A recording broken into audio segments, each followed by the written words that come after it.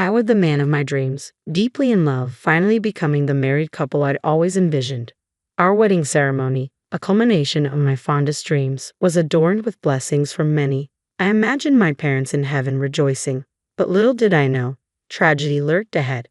Their betrayal shattered everything. I'll never forgive them for what they've done. I'm Mary. Thomas, my boyfriend 2 years my senior, proposed to me, and at 27, we tied the knot. I lost my father in my youth and my mother succumbed to illness 2 years back. Through it all, Thomas has been my unwavering support, lifting me in my darkest hours. Our wedding, on the anniversary of 2.5 years together, marked the start of our joyous journey as newlyweds. With Thomas's demanding job, we postponed the ceremony until the schedule eased. On his days off, we visited the venue, laying the groundwork for our special day. With the date set, it was time to compile our guest list. I was blessed with an aunt and uncle who embraced me as their own daughter. After losing my father, they stepped in, showering me with cooked meals in place of my busy working mother. Their presence filled the void when she was away, ensuring I never felt alone. When illness struck my mother, they shouldered her responsibilities, sparing me the weight of it all. Even in the darkest moments, my aunt's gentle reassurances buoyed my spirits, urging me to hold on to hope for my mother's recovery. With their unwavering support, I found the strength to weather any storm. It's why, when planning my wedding, I insisted they occupy seats reserved for family. Eager to convey my gratitude, I made a long overdue visit to their home. "Mary, congratulations on your marriage," my aunt greeted me, tears glistening in her eyes. "Thank you, Auntie. I've been thinking, I want you and Uncle to sit in the seats reserved for family at my wedding. Would that be all right?" "Of course," she replied, her voice filled with warmth as she reached for a large box. "Mary, why don't you open this?" Curious, I obliged, lifting the lid to reveal a stunning white wedding dress nestled inside. Crafted from exquisite silk, it exuded elegance with a touch of charm. Delicate lace adorned the neckline, while intricate flower embroideries danced along the hem, lending it an undeniable allure. Smaller in size, it was evident this dress was tailored just for me. Instantly enamored, I gasped in delight. "Why this dress?"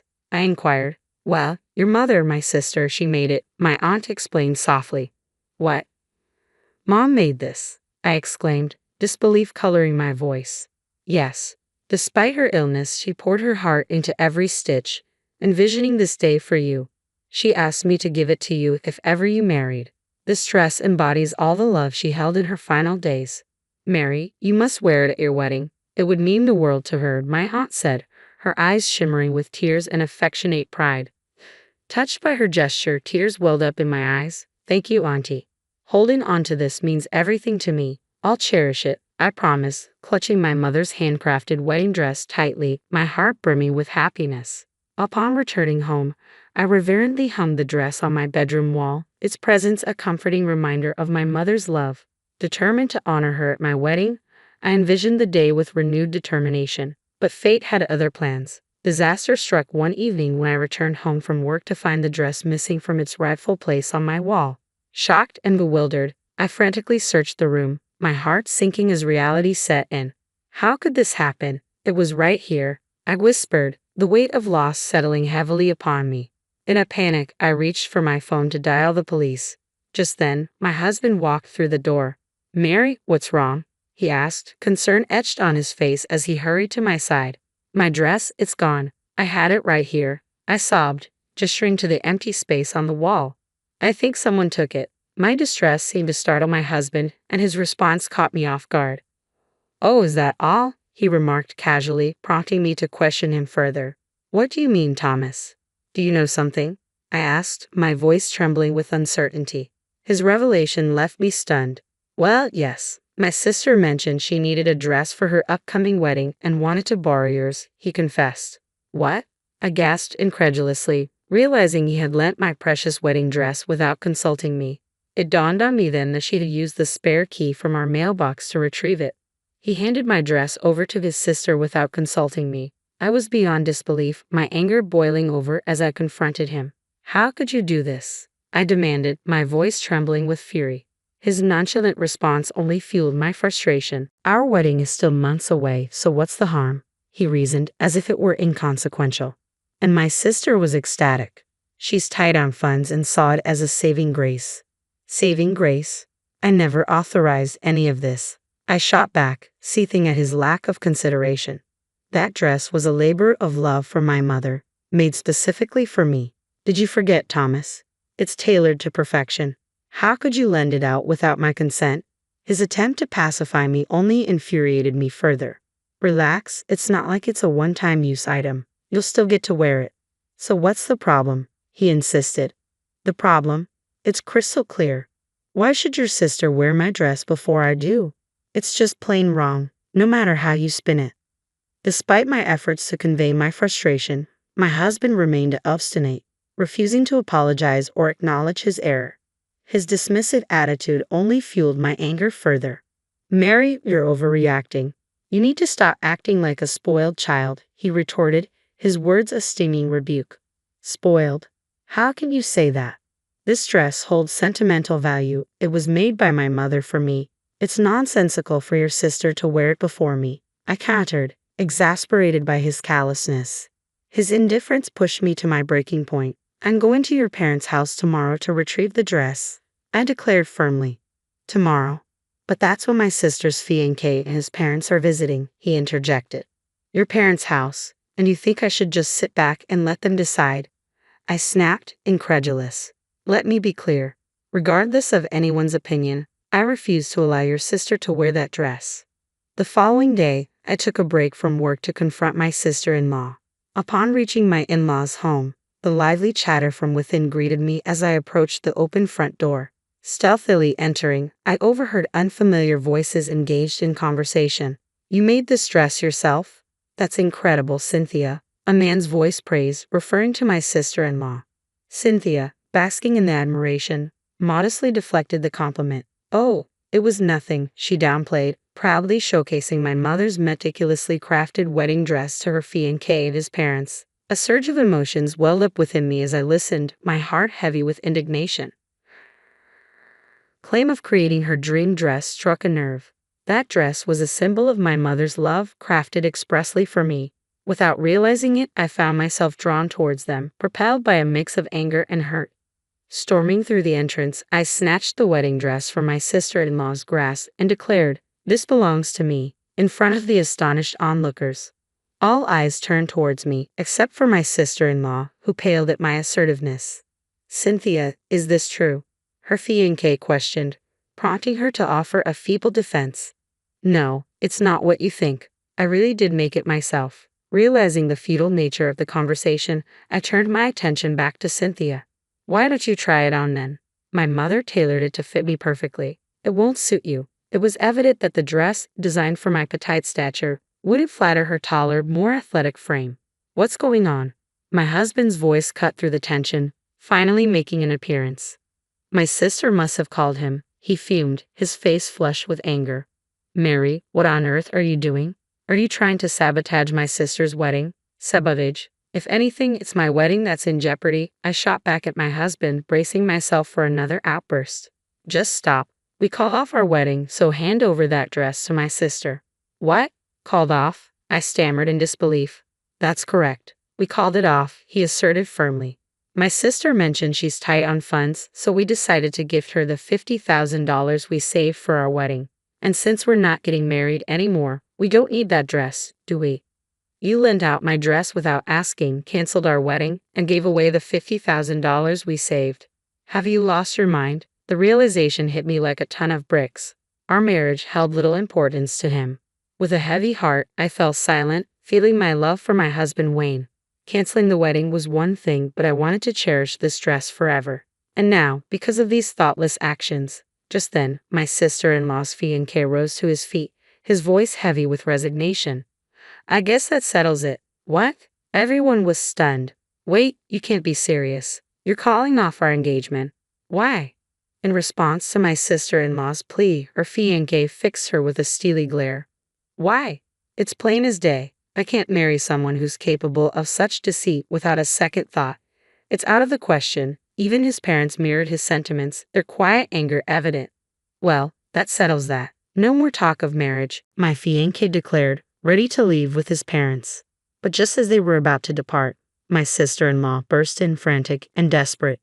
Hold on a minute. It's ridiculous to call off the engagement over something like this, isn't it? Mom, Dad, you don't agree, do you? Despite her impassioned pleas to her parents, it was too late. Why are you glaring at me, Mom, Dad? My sister-in-law's plea fell on deaf ears as her father erupted with force. Get out, you disgrace. His words struck like a blow, reducing my typically resilient sister-in-law to tears. How could you be so heartless? This is too much, she sobbed. Stop crying. I don't recognize you anymore. Her father rebuked, his voice filled with disappointment. I can't accept someone who shows such disregard for others' feelings as my daughter, her mother added sternly. Witnessing his sister's distress, my husband stepped forward to intervene. Mom, Dad, please calm down. There's no need to blame Cynthia like this. And you, Thomas, how dare you overlook Mary's feelings? Leave this house with Cynthia, his father added, his tone unwavering. You foolish son, his father's words rang out, stunning my husband into silence, his expression one of disbelief. Then, to my surprise, my mother-in-law approached me, bowing her head in apology. I'm deeply sorry, Mary. We were misled to believe that the dress was handmade by our daughter. No, it's all right, but I can't continue living with Thomas, I responded, my heart heavy with resolve. That's understandable. Our daughter is at fault here. You should move forward with your life without any concerns, she assured me. Her words struck a chord within me. Despite the turmoil, I couldn't shake the guilt of parting ways with my in-laws who had always treated me with kindness. Nonetheless, staying with Thomas was no longer an option. Mary, I'm sorry. Truly, I am. We'll make things right, have a proper wedding. Please don't mention divorce, my husband pleaded, his tone shifting dramatically after his parents disowned him. But I couldn't fathom reconciling with a man devoid of spine. I'm forging my own path now. I can find happiness without you. His plea fell on deaf ears as I stood firm in my decision. Witnessing my resolve, my husband sank to his knees in defeat. After bidding my in-laws a heartfelt farewell, I left their home, packing my belongings and seeking refuge at my aunt's house. Though initially surprised, she respected my decision and welcomed me with open arms. My aunt skillfully repaired the torn dress, restoring its former glory. With my mother's dress refurbished, I sought alimony from my ex-husband, and we finalized our divorce. Unbeknownst to me, he had been diverting our wedding funds to my sister-in-law, which resulted in a slightly higher settlement for me. Both my husband and sister-in-law faced the consequences of their actions and were disowned by their parents, now residing together in our former home. Meanwhile, my sister-in-law, who had planned to be a homemaker, found herself jobless after quitting her job. Now, my ex-husband bore the sole responsibility of supporting them both. Reflecting on my experience, I resolved to be more discerning in choosing a partner if given another chance at marriage, ensuring a beautiful wedding while wearing my mother's cherished handmade dress. The scent of peaches and cinnamon filled my kitchen as I pulled the cobbler from the oven, my hands trembling slightly despite my best efforts to stay calm. After 30 years of performing open-heart surgeries, you'd think meeting my future daughter-in-law wouldn't rattle my nerves. Yet here I was, a retired surgeon turned hospital administrator, fighting the urge to check my reflection in the microwave door for the 100th time. My name is Lila, and this was the moment everything started to unravel, though I didn't know it then. The doorbell chimed, and I heard Ethan's familiar voice mixing with a woman's laugh outside. I smoothed down my apron and took a deep breath. This was just dinner, I told myself. Just meeting the woman who'd captured my son's heart after only 6 months of dating. I opened the door to find Ethan beaming, his arm around a striking woman with perfectly styled blonde hair and a designer dress that probably cost more than my monthly rent. "Mom, this is Marissa," he said, practically glowing with pride. Marissa's smile was dazzling, practiced. "Dr. Foster, it's wonderful to finally meet you." Her eyes darted past me, scanning my modest rental home. Something flickered across her face. Disappointment, maybe? Before her smile reset. "Please call me Lila," I said, ushering them inside. "I hope you like peach cobbler. It's an old family recipe." "Oh, how quaint," Marissa said, her tone making the words sound like anything but a compliment. "I usually avoid sugar, but I'm sure I can make an exception." As I led them to the living room, I caught Marissa examining the family photos on my walls. These must be from before the divorce? She asked innocently. Ethan mentioned you used to have quite a lovely house in Beverly Hills. My son shifted uncomfortably. Marissa? It's fine, I said, though something in my chest tightened. Yes, we downsized after the divorce. But this place suits me just fine. Of course. Marissa smiled that perfect smile again. Though it must be quite an adjustment, going from a successful surgeon to, what is it you do now? Hospital administration. Mom's the chief operating officer at St. Mary's, Ethan interjected proudly. She oversees the entire surgical department. How fascinating, Marissa said, but her attention had already drifted to her phone. Oh, darling, remember we have that charity gala at 8. We should probably keep dinner brief. I busied myself in the kitchen, plating the cobbler while their whispered conversation drifted in from the living room. Can't believe you didn't tell me about the money situation. Doesn't matter, Marissa. Mom's amazing at what she does. Just think we should discuss these things. My hands stilled over the dessert plates.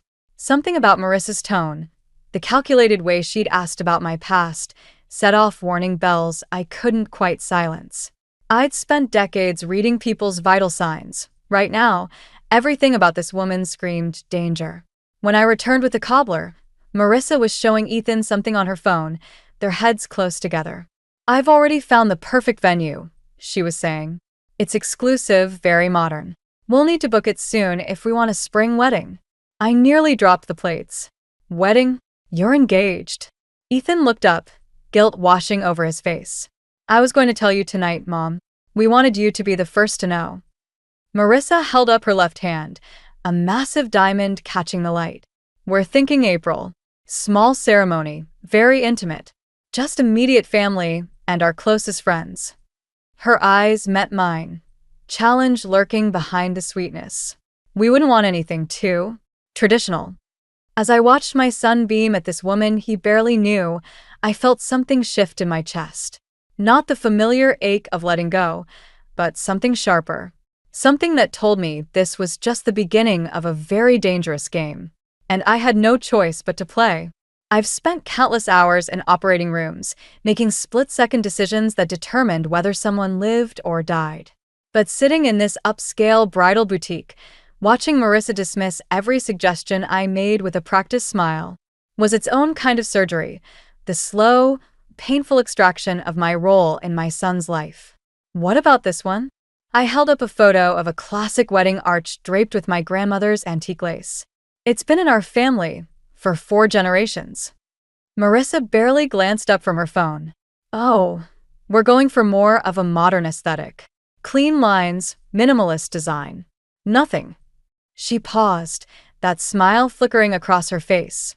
Dated. Ethan sat beside her, scrolling through venue options on his tablet. The lace is beautiful, Mom, but Marissa's right.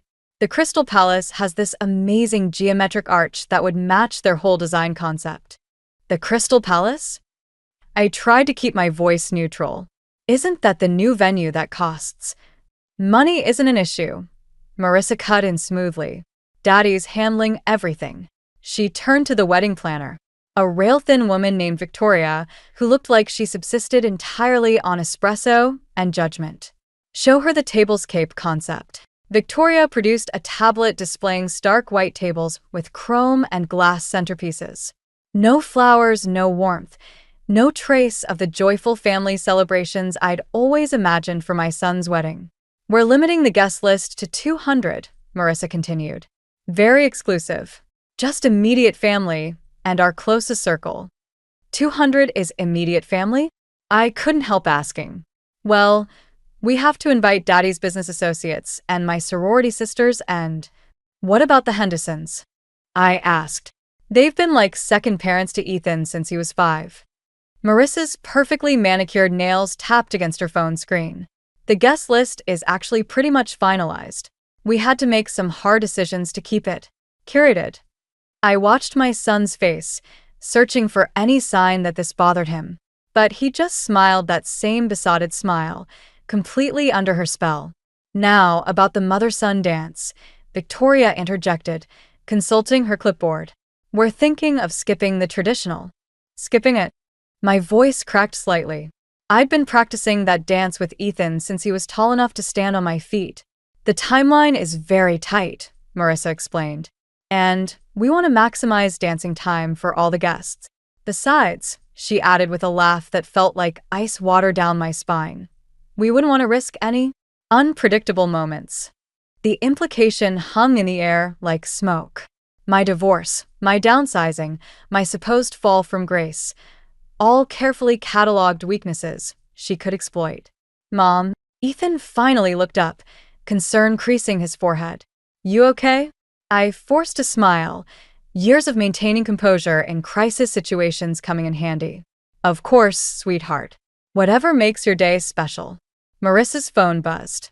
Oh. The florist is ready for us at the Crystal Palace. Victoria, can you handle the rest of the details with Dr. Foster? Ethan and I should really get going. Actually, Victoria said, not meeting my eyes, we've got everything covered. No need to trouble Dr. Foster further. I watched them gather their things, Marissa efficiently herding my son toward the door. Just before they left, she turned back. Oh, and Dr. Foster? About the rehearsal dinner. We've decided to have it at Le Cirque. Black tie, of course. I hope that won't be an issue. The door chimed as they exited, leaving me alone with Victoria, who was already packing up her tablets and samples. I sat there, my hands clenched in my lap, remembering how it felt to hold a scalpel, to have that precise control over life and death. But this wasn't the operating room. This was psychological warfare, and Marissa was winning. For now. As I drove home, my phone lit up with a text from Ethan. Thanks for understanding about the dance, Mom. Marissa just wants everything to be perfect. Perfect. The word echoed in my mind like a warning bell. I'd seen enough perfect facades crack under pressure to know what usually lurked beneath them. And I was starting to think it was time to apply some pressure of my own. The Crystal Palace's marble floors echoed with my footsteps as I searched for the restroom during the venue walkthrough. That's when I heard them. Marissa's voice floating from behind a partially closed door, followed by another woman's whispered response. I shouldn't have stopped. Shouldn't have listened. But 30 years of medical practice taught me to trust my instincts, and something in their tone made me freeze. You can't keep avoiding this conversation forever, Marissa. The voice was sharp, concerned. What happens when he finds out? He won't find out, Tessa. That's the point. Marissa's laugh had none of its usual polish. By the time the wedding's over, it won't matter anyway. You mean by the time you have access to his trust fund? My hand gripped the wall, steadying myself as Marissa continued. Do you know what it's like being one bad quarter away from losing everything? Daddy's company is hemorrhaging money. Once this wedding happens, Ethan's family money becomes our safety net. But you don't love him. It wasn't a question. Love doesn't pay bills, Tess. Besides, he's nice, safe. The kind of guy who'll never question why his wife needs another credit card. And his mother? The doctor? A scoff. Please. She's living in a rental after her divorce. She's hardly the society powerhouse she used to be. A few more subtle hints about her situation, and Ethan will distance himself naturally. Men always choose their wives over their mothers. My chest tightened, the familiar pressure of an impending storm. I'd felt it before surgeries gone wrong, before my ex-husband's confession of infidelity, before every major catastrophe in my life. What about the prenup his family's lawyer mentioned? Already handled. I convinced Ethan it would hurt my feelings, make it seem like he doesn't trust me. He's talking to the lawyer tomorrow about dropping it. The sound of heels clicking on marble sent me ducking behind a massive floral arrangement. Marissa and a redhead, Tessa, emerged, adjusting their designer dresses. Just promise me you know what you're doing, Tessa said, touching Marissa's arm. Playing with people's hearts. It has a way of backfiring. Trust me, Marissa smiled, all teeth and determination. In 6 months, I'll be Mrs. Ethan Foster, with access to generations of old money. His mother will be a distant memory, and everyone wins. Except Ethan. He gets a trophy wife who knows how to navigate his social circle, better than some public school teacher who shops at Target. They disappeared around the corner, their laughter fading like smoke. I stood there, surrounded by overpriced flowers and crystalline chandeliers, feeling the weight of every decision that had led to this moment. My phone buzzed, a text from Ethan. "Where are you, Mom? Marissa wants to show you the ballroom setup." I stared at his message, remembering the little boy who used to crawl into my bed during thunderstorms, who trusted me to keep him safe from everything scary in the world. Now here I was, holding the lightning that could destroy his happiness. But was it really happiness? Or just another surgery gone wrong that I needed to fix? Making my way to the ballroom, I pulled up my browser and typed, "Marissa Caldwell background check." Then, after a moment's hesitation, "Charles Caldwell Company financial troubles." "Sorry, got turned around," I announced, pushing through the ornate doors. "This place is quite something." Marissa beamed, her arm linked through Ethan's. "Isn't it perfect? Just like a fairy tale." I smiled back, channeling every poker face I'd ever worn in the operating room. Yes, quite the story we're creating here. Because that's what it was, a story. And like any good surgeon, I knew sometimes you had to break things to heal them properly. I just hoped my son would forgive me for the fractures to come. The background check result sat heavy in my laptop, like a tumor I'd just discovered on a scan. 3 failed businesses. 2 bankruptcies. A string of wealthy fiancés who mysteriously backed out of engagements. The Caldwell family fortune was a house of cards, and Marissa was desperately searching for a safety net. My son was that net. I closed the laptop as the hospital cafeteria chair across from me scraped against the floor. Hank dropped into it, sliding a coffee my way. After 30 years of friendship and countless surgeries together, he could read my face like a medical chart. "You look like you did before the Jensen transplant," he said, stirring his coffee. "The one where we found the hidden clot." "Marissa's using him, Hank. I have proof." He leaned back, his surgical precision evident even in the way he chose his words. "And you're sure this isn't about feeling replaced?" I heard her admit it. She's after his trust fund. Her father's company is failing, and she... My voice caught as a group of residents walked past. "She doesn't love him." "Have you told him?" The coffee burned my throat. "How can I? You know Ethan. He'd never believe she could be so calculating. He'd think I was trying to sabotage his happiness because I'm lonely or bitter about my divorce." "Are you?" "Hank." He held up his hands. "Just playing devil's advocate. Like we used to do before difficult procedures, remember? Consider all angles before making the first cut." My phone buzzed, another text from Ethan.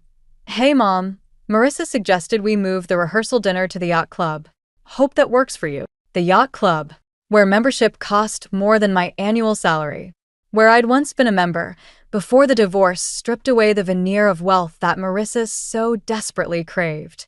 "She's isolating him," I said, showing Hank the text. "Every event, every decision, it's all designed to emphasize the gap between his world and mine.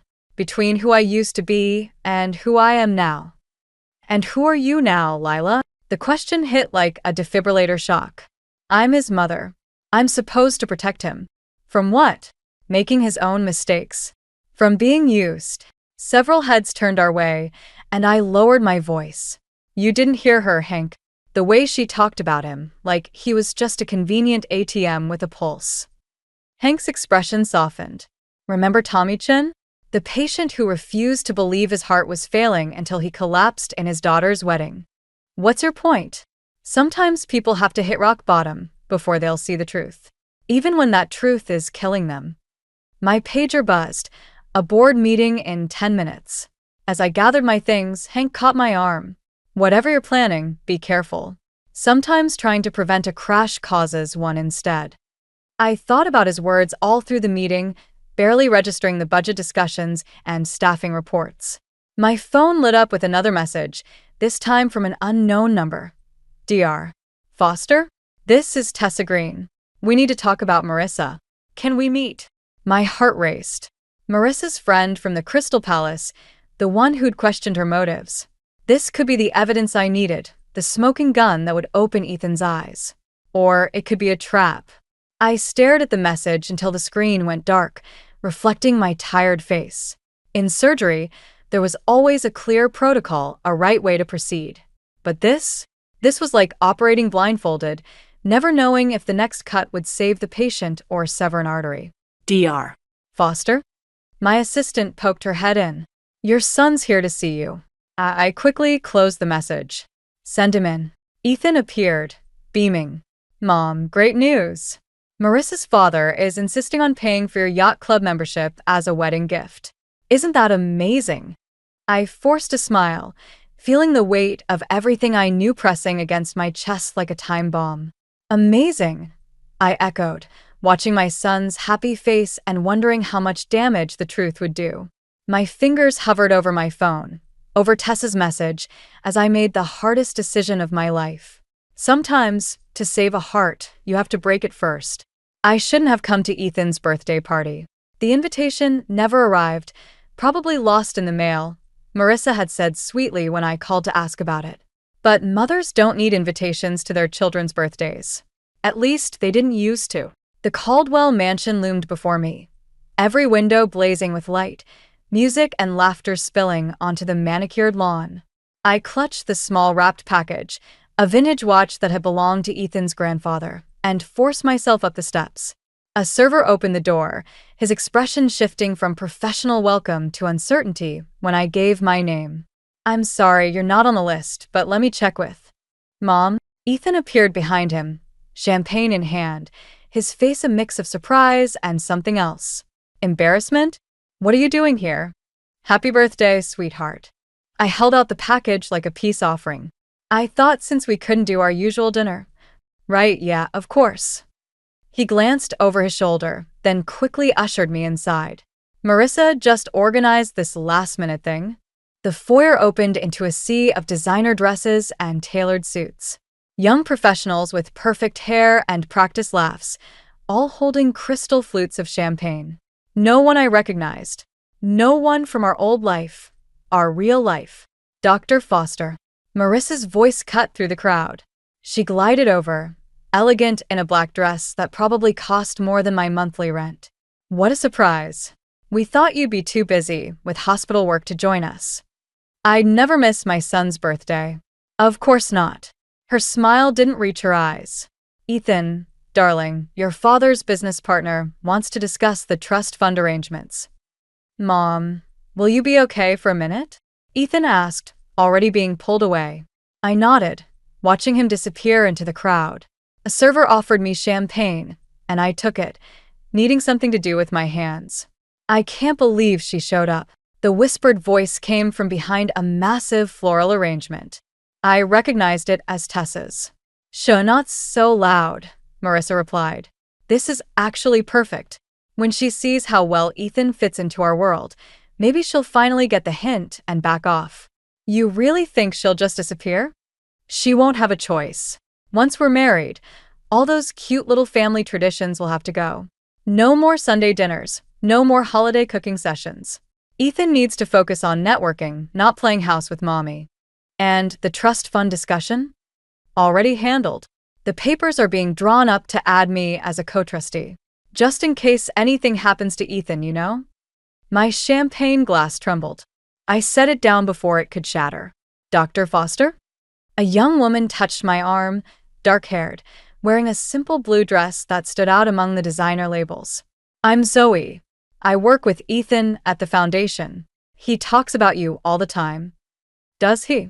My voice sounded distant to my own ears. Are you okay? You look pale. I just need some air. I pushed through the crowd toward the terrace, but Marissa's voice followed me. Oh, good. She's leaving. Honestly, it's embarrassing. She doesn't even try to fit in anymore. The night air hit my face like a slap. I gripped the stone balustrade, trying to steady myself. Behind me, the party continued. My son's birthday celebration that I hadn't been invited to, where his fiancée was plotting to erase me from his life. Dr. Foster? It was Zoe again, holding out my forgotten gift. You dropped this.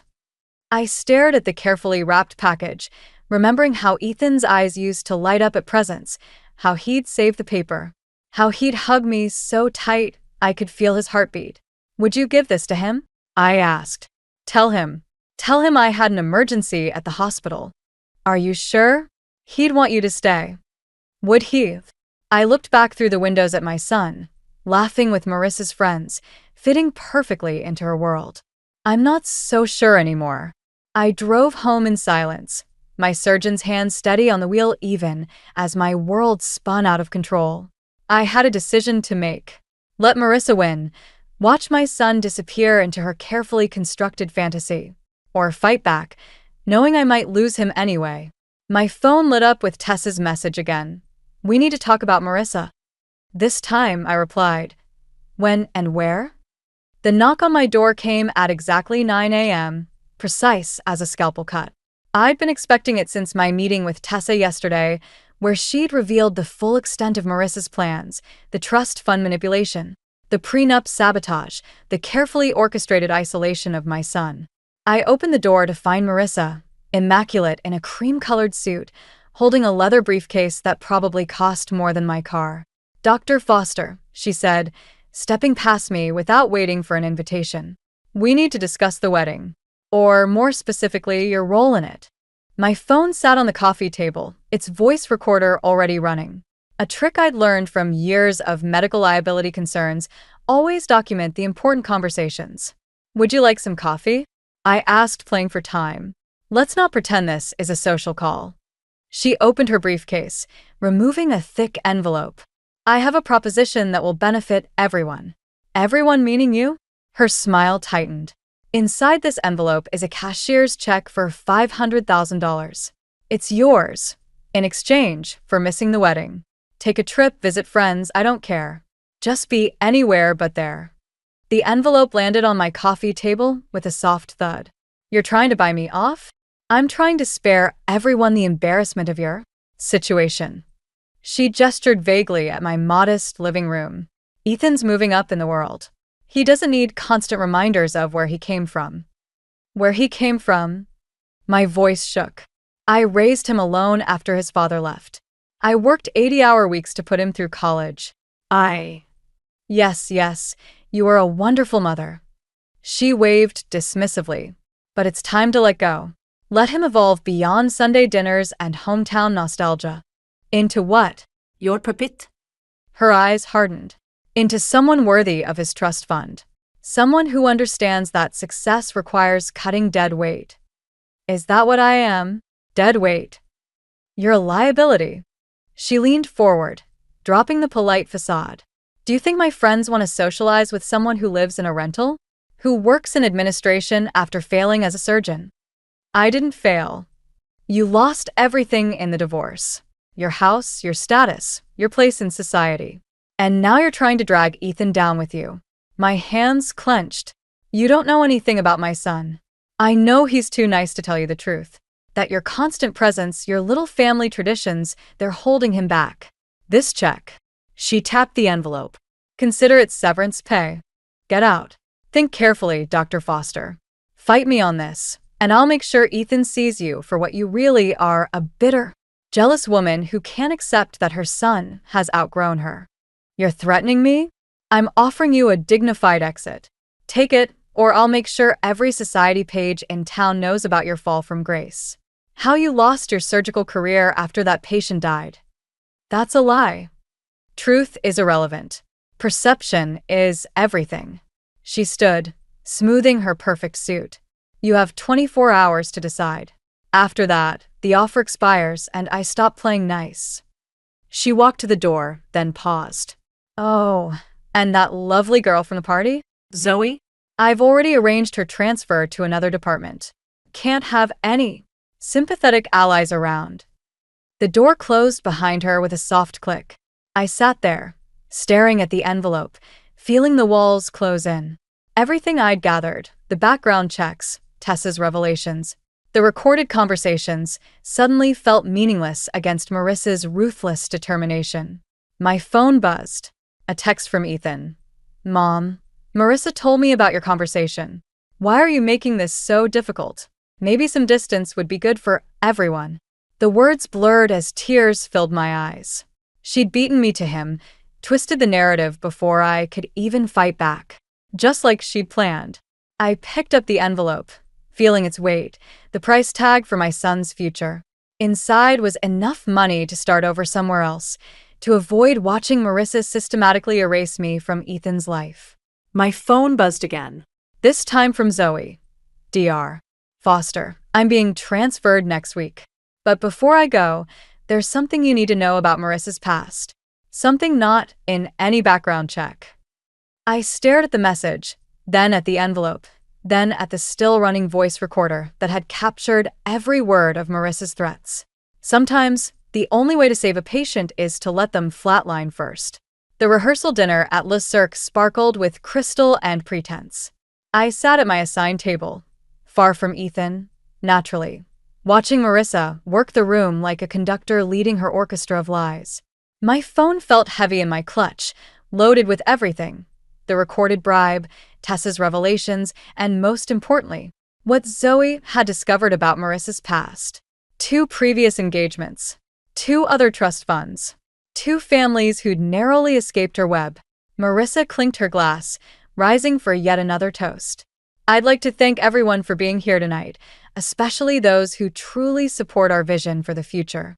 Her eyes found mine, a subtle warning in their depths. I touched my own glass, feeling the weight of the moment. Years of surgical training had taught me timing was everything. Actually, I stood, my voice carrying across the sudden silence. I'd like to make a toast too. Ethan's face registered surprise, then concern. Marissa's smile froze. To new beginnings, I said, pulling out my phone. And to truth. Mother, Ethan started, but I pressed play before anyone could stop me. Marissa's voice filled the room. $500,000. It's yours, in exchange for missing the wedding. The recording continued, each word dropping like a stone into still water.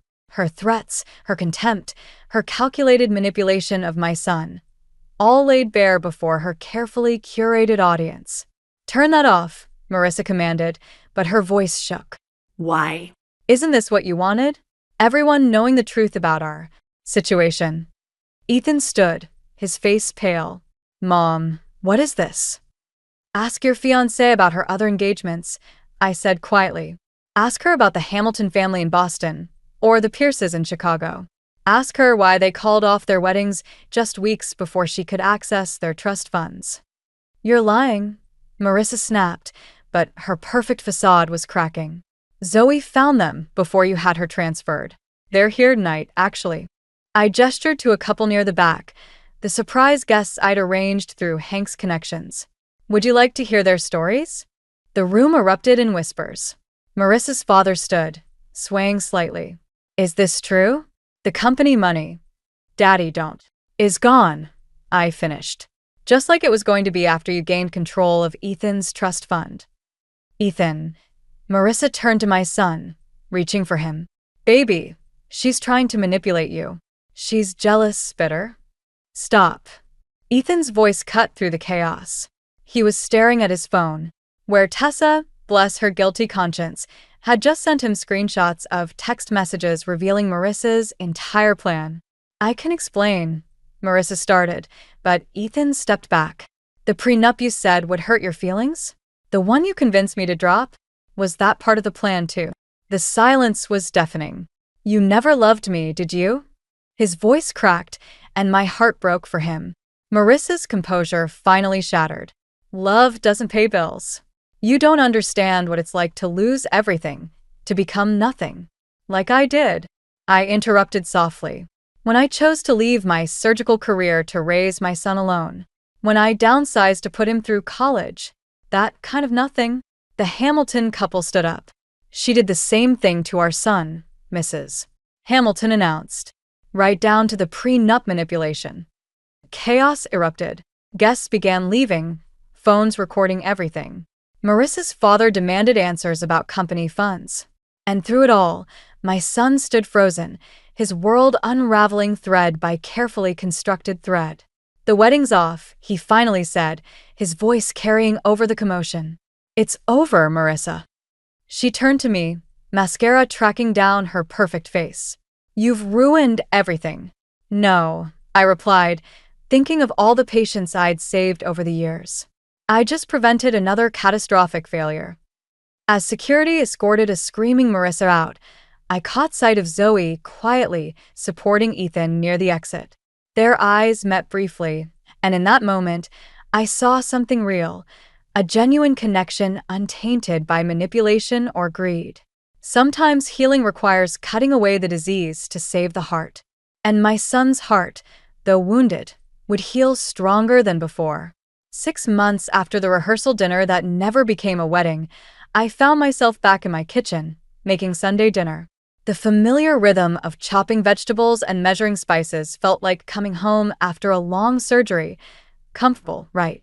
The doorbell rang just as I was sliding the lasagna into the oven.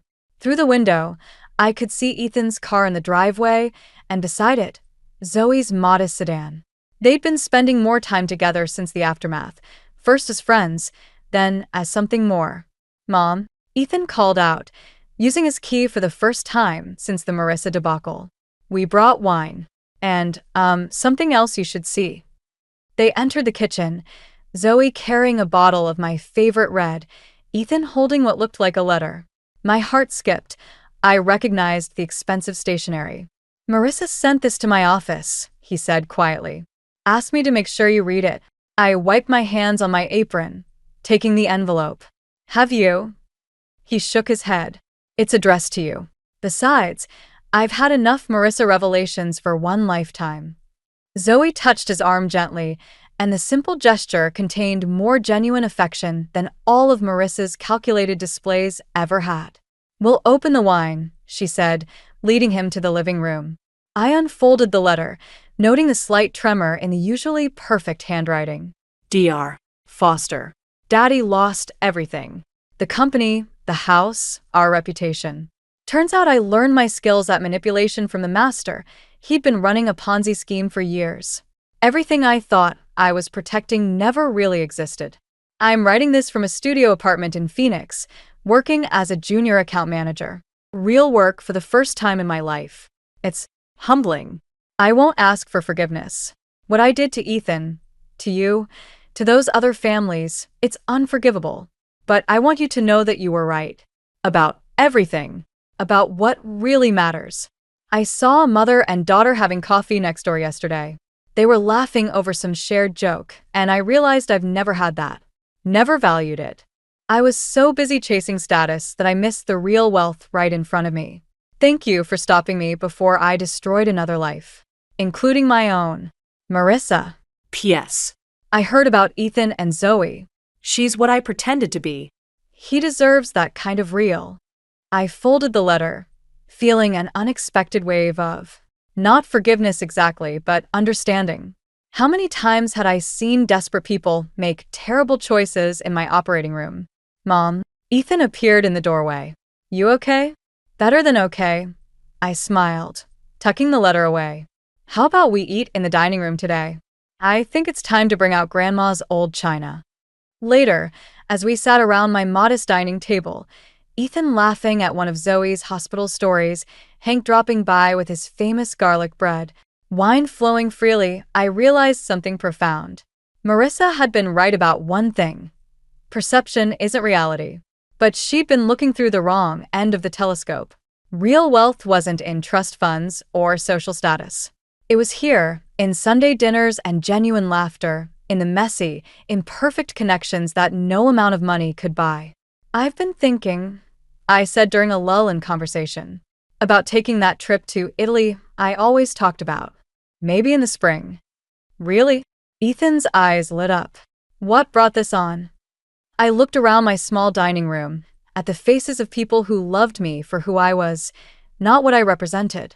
Let's just say I finally understand the difference between what we have and what we own. Zoe raised her glass. "To new adventures?" "To real wealth," I corrected, thinking of Marissa in her Phoenix apartment, finally learning the same lesson.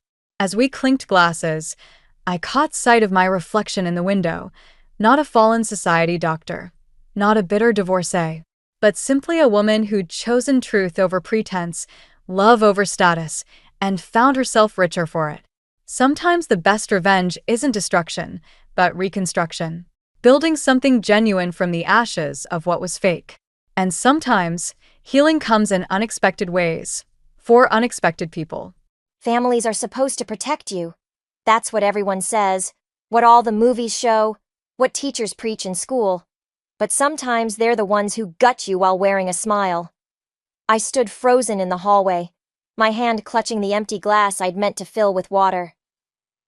Through the crack in my parents' bedroom door, their voices carried like poison.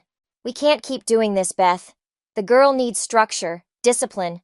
Your sister Martha can provide that." Gary's voice had that fake concern he always used when manipulating my mother. "Think about Sam. Think about our family." Our family. As if I wasn't part of it anymore.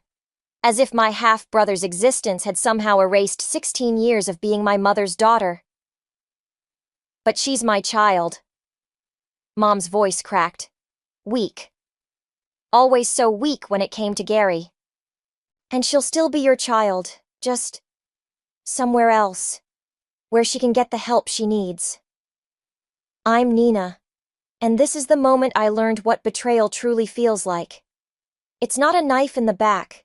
It's more like watching someone you love slowly unravel your entire existence, thread by thread, while pretending it's for your own good. "Martha's already agreed to take her?" Mom asked, her voice small. "Called her this morning. She thinks it's the best solution." The glass slipped from my fingers, shattering against the hardwood floor. The sound was deafening in the sudden silence that followed. "Nina?" Mom called out. "Honey?" I didn't answer. Instead, I walked into their room, glass crunching under my feet. Gary sat on their bed, one arm around Mom's shoulders. The picture of concerned parenthood. I wanted to vomit. "How long have you been planning this?" My voice came out steady, surprising even me. "Sweetheart, we were going to discuss this with you." Mom started, but Gary cut her off.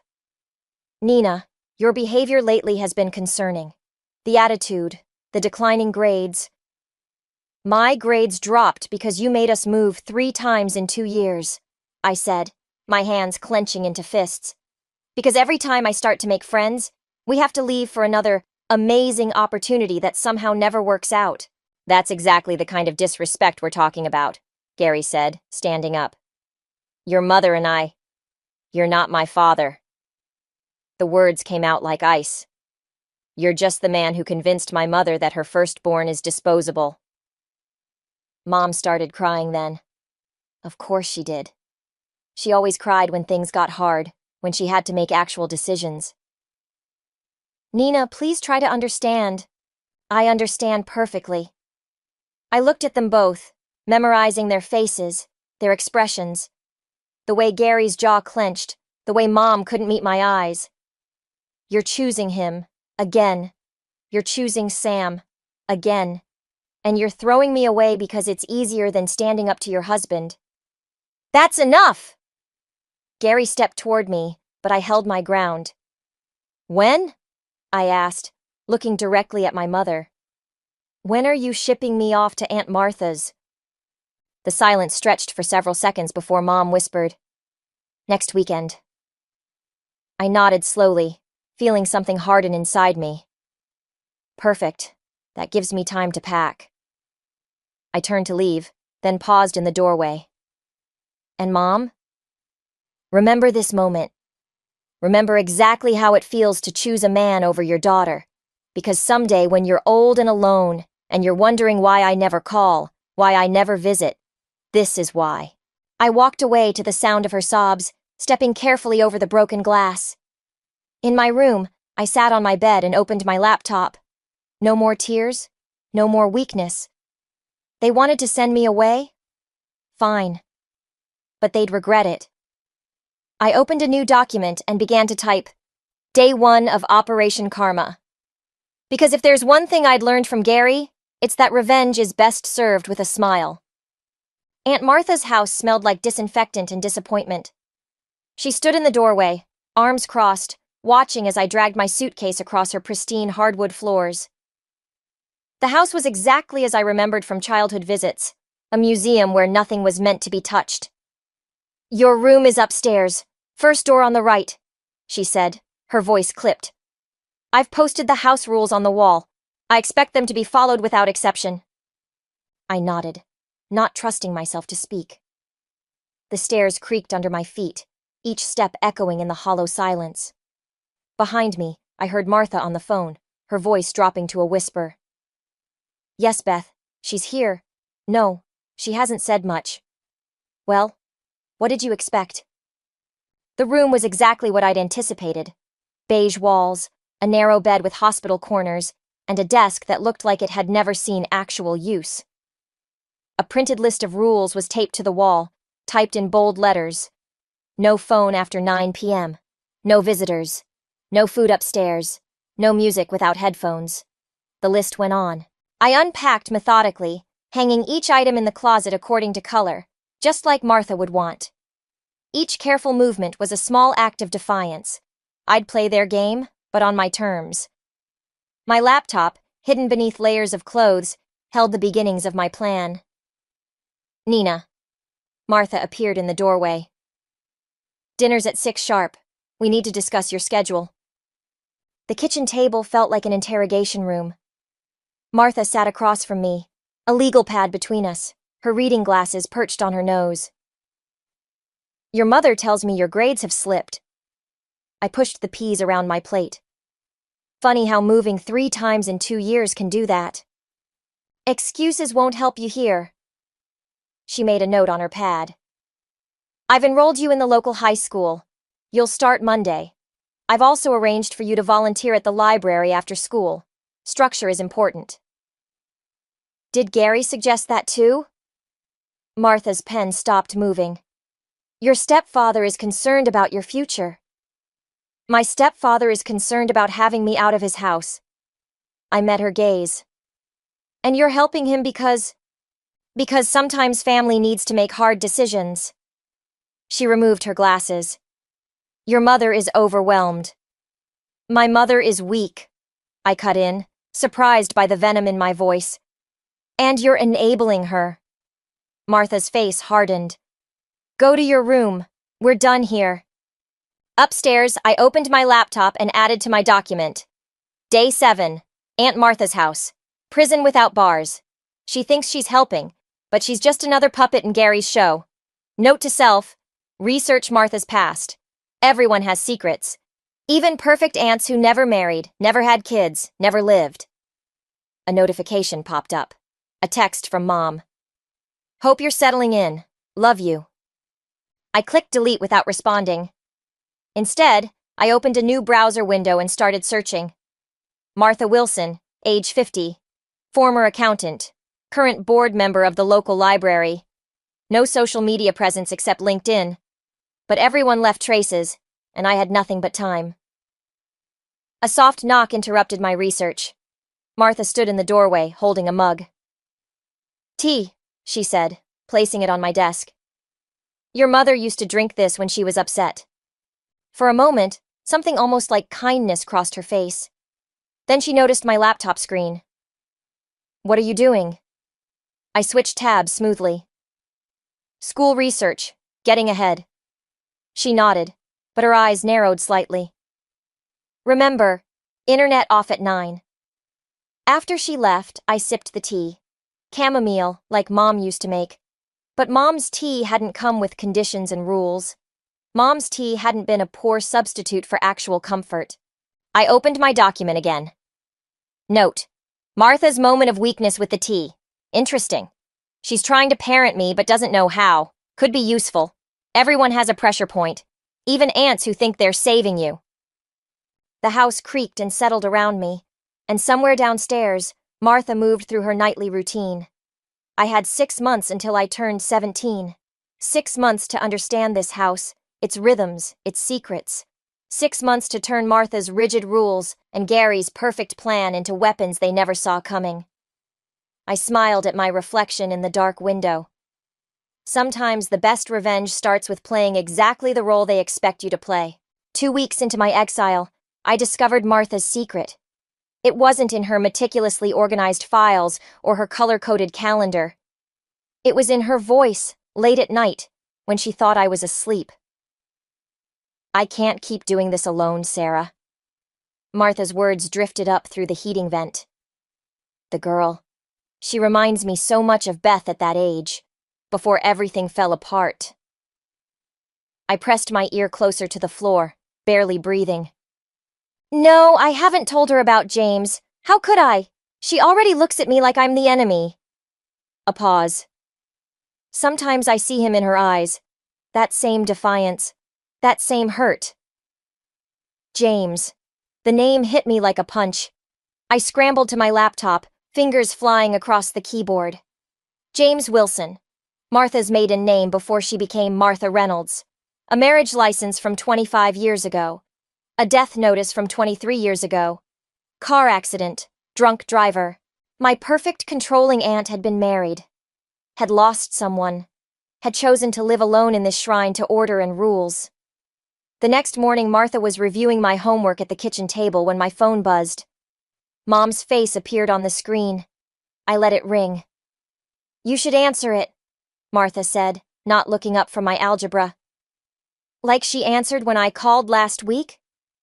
I kept my voice neutral, watching her reaction. Martha's red pen paused mid-correction. "Your mother is trying." "No, she's hiding. There's a difference." I stood up, deliberately pushing my chair back too hard. "Just like you're hiding in this museum you call a house." The pen snapped in Martha's hand, red ink staining her fingers like blood. "What did you say?" "I know about James." The color drained from her face. For the first time, I saw past the rigid exterior to the wounded woman beneath. "You had no right, and you had no right to help them throw me away." My voice shook. "You of all people should understand what it's like to lose your family." "I didn't lose my family," Martha said quietly. "James was taken from me. There's a difference." "And what do you call what Mom did to me?" Martha stood up slowly, ink still dripping from her hand. "Your mother made a choice she thought would protect you." "Protect me?" I laughed, the sound harsh in the pristine kitchen. "She chose her new family over me, just like she chose Gary over Dad. Just like she'll always choose what's easiest over what's right." "You don't understand." "I understand perfectly." I pulled out my phone, showing her the screen. "Just like I understand why you never remarried. Why you live alone. Why everything has to be perfect and controlled. Because you couldn't control what happened to James." Martha's hand shot out, grabbing my wrist. "Stop it." "Why? Because it hurts? Because it's easier to pretend you're fine? To play the strict aunt who's doing her sister a favor?" I twisted free. "Well, guess what? I'm done pretending. I'm done being the problem everyone wants to fix." "Nina." My phone buzzed again. This time it was Gary's number. I answered it on speaker. "Nina, your mother's in the hospital." Martha stepped closer, her face tight with concern. "What happened?" I asked, my voice steady despite the sudden pounding in my chest. "Anxiety attack. She's been worried sick about you, about how you're adjusting." I ended the call. "We should go," Martha said, already reaching for her keys. "No." The word came out like ice. This is what they do. Create a crisis when they don't get their way. Make everything about them. She's your mother. And James was your husband. Did his death make you a better person, or just a more controlled one? Martha recoiled as if I'd slapped her. For a moment, I saw raw pain in her eyes, quickly replaced by something harder. "Go to your room," she whispered. I went, but not before adding to my revenge document. Day 15, found Martha's weakness. Mom's manipulation continues. Note to self, sometimes the best revenge isn't about what you do, but what you refuse to do. Let them sit in their mess. Let them feel what abandonment really means. The house creaked around me, and somewhere downstairs, Martha was probably calling my mother, reporting my cruelty. Let her. They wanted me to change, to bend, to break. Instead, I would become exactly what they feared most, someone who could hurt them back. The social worker's Toyota idled in Grandmother Evelyn's driveway, its exhaust creating ghosts in the autumn air. Martha stood beside me, her spine rigid as a ruler, while the social worker explained why I couldn't stay with her anymore. "The incident at school," she began. "Was provoked," Martha cut in, but her voice lacked its usual steel. The bruises on my knuckles still ached from connecting with Tracy Miller's face after she'd mentioned my mother's hospital stay. Worth it. "Regardless," the social worker continued, "given the circumstances and Nina's escalating behavior, we feel placement with her grandmother would be more appropriate." I shouldered my bag, watching Martha from the corner of my eye. She'd spent 3 hours scrubbing my blood from her pristine kitchen floor last night. The shattered plates had taken even longer. "Nina." Evelyn appeared on her porch, arms crossed against the cold. She looked smaller than I remembered, more fragile, but her eyes were sharp as ever. "Come inside, dear. We'll get you settled." Martha cleared her throat. "I have her school records. Keep them," I said. "I won't be going back there." Inside, Evelyn's house smelled like cinnamon and old books, nothing like Martha's antiseptic fortress or Mom's desperate attempts at creating a perfect home. Family photos lined the walls, including ones Martha had banned. Dad holding me as a baby, Mom before she met Gary, even James and Martha on their wedding day. "Your mother called," Evelyn said, closing the door. "She's being released tomorrow." "Good for her." "Nina." Evelyn's voice carried a warning. "Hate is a heavy thing to carry. So is betrayal." I moved toward the stairs, then stopped. "Why did you agree to take me?" "Because sometimes the people who hurt us the most are the ones who need our forgiveness the least." I turned, finding her watching me with those knowing eyes. "What does that mean?" "It means I knew your mother would choose Gary over you, just like she chose him over your father. And I knew Martha would try to fix you with rules and structure, just like she tried to fix herself after James died." Evelyn smiled sadly. "Some patterns repeat unless someone breaks them." My laptop weighed heavy in my bag, filled with weeks of documented grievances and plans for revenge. "And you think you can break this one?" "No, dear. I think you will." That night, I sat at the antique desk in my new room, staring at my revenge document. Outside, an owl called into the darkness, and somewhere in the house, Evelyn moved through her evening routine, her footsteps familiar yet strange. My phone buzzed. A text from Mom. "I'm sorry for everything. Please call me." Then another. "Gary and I have been talking. Maybe you could come home for Christmas?" A third. "Sam misses his big sister." I opened my document and began typing. Day 45. They think they can fix this with texts and holidays. They don't understand that some breaks can't be mended. But maybe... I paused, fingers hovering over the keys. Maybe revenge isn't about destroying them. Maybe it's about becoming someone they can't destroy. A soft knock interrupted my thoughts. Evelyn stood in the doorway, holding 2 mugs of hot chocolate. "Your grandmother's secret recipe," she said, setting one beside me. "Guaranteed to cure everything except stupidity." I caught her slight smile, the knowing look in her eyes. "Did you use it often with Mom?" "More times than I can count." She settled into the window seat. "But some people prefer to stay broken rather than face what broke them."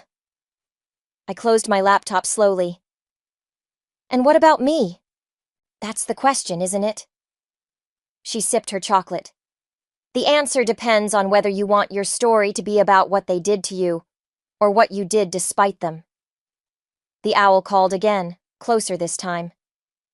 I opened my document one last time and added, Note to self. Sometimes the best revenge isn't revenge at all. It's surviving. It's thriving. It's becoming someone they have to face every day, knowing they almost destroyed her but couldn't. I closed the laptop and picked up my hot chocolate, joining Evelyn at the window. Outside, the darkness held secrets and possibilities, and for the first time since that night in the hallway, I felt something like hope. 3 months at Evelyn's, and my revenge document remained untouched. Instead, I'd filled a new folder with college applications and scholarship essays. The future, it turned out, tasted better than vengeance. Until the Christmas card arrived. "Look how big Sam's gotten," Evelyn said, studying the photo. My half-brother grinned from between Mom and Gary, wearing a sweater that matched Gary's. Perfect family portrait. Complete family portrait. I was cropping photos for my photography portfolio when Mom's number flashed on my phone. Against better judgment, I answered, "Nina, you haven't responded to my texts about Christmas." I kept working, letting the silence stretch. In the background, I heard Sam babbling. Gary's low murmur. "We want you here," Mom continued. "Gary's parents are coming, and so I can be part of the family showcase?" The scissors snapped shut with surprising force. "No thanks. That's not fair. We're trying. To pretend everything's normal? That you didn't ship me off like excess baggage?" A photo slipped from my hands, cutting a thin line across my palm. "Tell Gary's parents whatever story makes you look best. I'm sure you're good at that by now." I ended the call, watching blood well up from the paper cut. Evelyn appeared in the doorway, holding 2 mugs. "Bad timing?" she asked, noting my expression. "They want me there for Christmas, to play Happy Families in front of Gary's parents." I sucked the cut, tasting copper. Apparently, I'm only worth including when there's an audience. Evelyn set the mugs down, picking up the fallen photo. It showed Dad holding me at the beach, both of us laughing. "Your mother called me too." My head snapped up. "What?" "She wants my help convincing you." Evelyn's eyes held mine. "She mentioned that Gary's father is dying. Cancer. This might be his last Christmas." The revelation hit like a slap. "So I'm supposed to care? To feel guilty?" "No. You're supposed to choose who you want to be in this story." I grabbed my laptop, opening the revenge document for the first time in months. I know exactly who I am, the disposable daughter they only want when it's convenient. "Is that true?" Evelyn sat beside me. "Or is that who they made you believe you are?" My fingers hovered over the keyboard. The document held months of pain, carefully cataloged plans for making them hurt like I hurt. But something felt different now. "Gary's father never did anything to me," I said slowly. "No, he didn't. And Sam, he's just a kid." "Yes, he is." I closed the laptop. "But if I go, they win. They get their perfect family picture." "Do they?" Evelyn picked up one of my college applications. "The daughter they couldn't break? Who's applying to top schools across the country? Who's planning a future they can't control?" She smiled. "Sounds more like you win." My phone buzzed again. A text from Martha. "Whatever you decide about Christmas, remember who you became despite them, not because of them." I stared at the message, remembering Martha's quiet pain, her rigid rules that couldn't protect her from loss. She'd learned something I was just beginning to understand. Sometimes the best revenge isn't about destroying others, but about refusing to let them destroy you. "If I go," I said carefully, "it's on my terms. No pretending. No perfect family act." "Of course. And I'm bringing my camera. I want to document everything. The real story, not their sanitized version." Evelyn nodded, understanding flickering in her eyes. "Truth is weapon? Truth is armor." I opened my laptop one last time, but instead of the revenge document, I opened my portfolio. They wanted to write my story for me. Time to show them I'm the author now. I began typing, Project proposal, family fractures. A photographic essay on broken bonds and rebuilt lives. Because sometimes the best way to get even isn't to tear others down, but to rise so far above them, they become nothing more than distant figures in your rearview mirror, growing smaller with every mile you drive toward your own future. The gallery walls held my truth in black and white. 5 years of family fractures captured through my lens. Mom's hospital bracelet, Martha's broken pen, Sam's Christmas sweater matching Gary's, each image a weapon, carefully curated for maximum impact. My first solo exhibition should have felt like triumph. Instead, watching Mom and Gary walk through those doors felt like my stomach was filled with broken glass. Nina.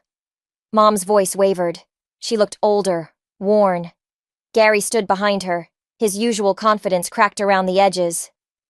This is beautiful work. That's not why you're here.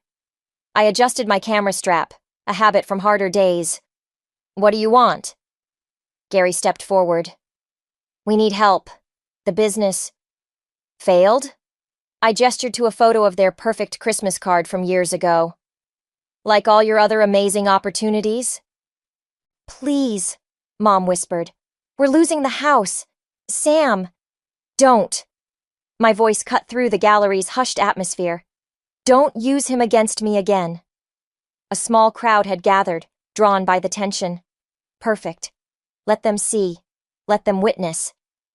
These photos, Gary said, moving closer to one showing him arguing with Mom through a doorway. They're not the whole story. No? I pulled out my phone, opening the document I'd kept all these years. Should I tell them about the night you convinced Mom to send me away? Or how about when you changed the locks after I refused to play Happy Families at Christmas? That's not fair, Mom started, but I wasn't finished. Or maybe we should discuss last year's Father's Day card from Sam, the one where you crossed out my name because I refused to sign it, your loving daughter? Gary's face darkened. You're twisting everything. No, I'm showing everything. Every manipulation, every betrayal, every moment you chose your perfect new family over your inconvenient stepdaughter. I pointed to the centerpiece photo, Mom crying in Martha's kitchen. The truth hurts, doesn't it? We made mistakes, Mom said, tears falling. But we're still family. Family? I laughed, the sound echoing off gallery walls.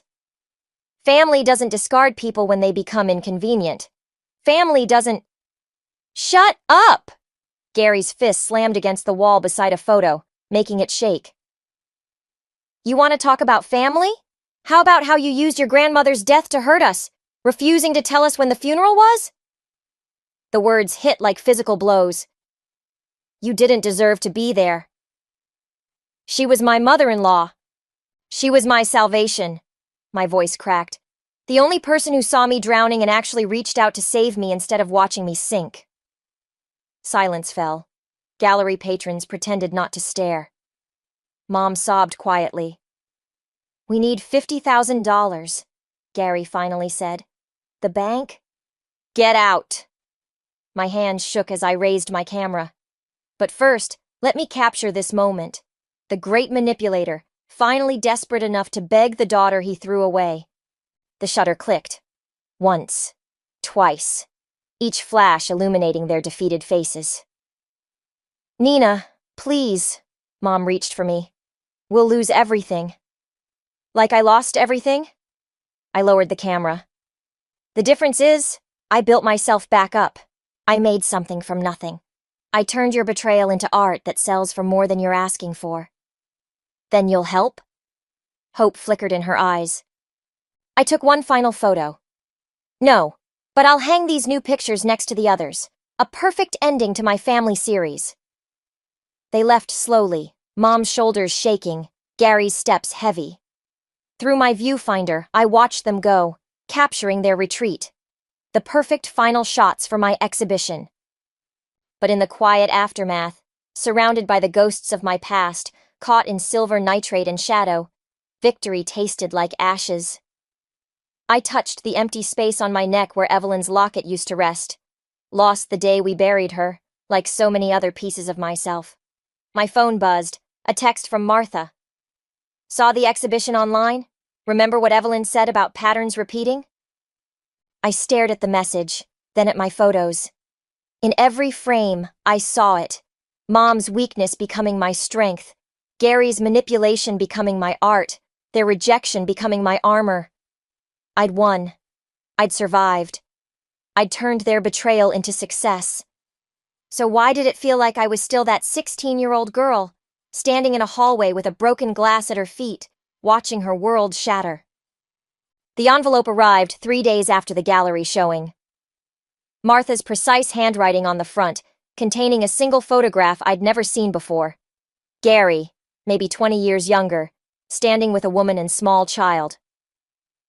On the back, Martha's note. Found this in Evelyn's things. She kept everything. I drove to Martha's house in the rain, the photo burning a hole in my jacket pocket. She opened the door before I could knock. You knew. My voice was steady despite the storm inside me. All this time, you knew about his first family. Martha's kitchen hadn't changed, still immaculate, still smelling of disinfectant. Sit down, Nina. Did Mom know when she married him? No. Martha placed 2 mugs on the table, chamomile, like always. But Evelyn did. She recognized the pattern. What pattern? The one where broken people break others to feel whole. She slid an old newspaper clipping across the table. Gary's first wife's obituary. Car accident. Daughter sent to live with relatives. My hands shook as I read. He did the same thing. To his daughter. To me. History repeats itself. Martha's voice softened. Unless someone breaks the cycle. My phone buzzed. A text from Mom. Sam's asking about you. Please call. They're being evicted next week, Martha said quietly. Gary's father left him nothing in the will, called him a failure in the final letter. I laughed, but it came out like glass breaking. Karma's not so fun when it hits home, is it? Nina? No. I stood up, the chair scraping against tile. Don't tell me to be the bigger person. Don't tell me to break the cycle. They deserve... What? To lose everything? Like you did? Martha's eyes met mine. Or like Gary's daughter did? Or his first wife? The photo felt heavy in my pocket. Where is she now? His daughter. Dead. Overdose 3 years ago. Martha's words fell like stones. She never recovered from being cast aside.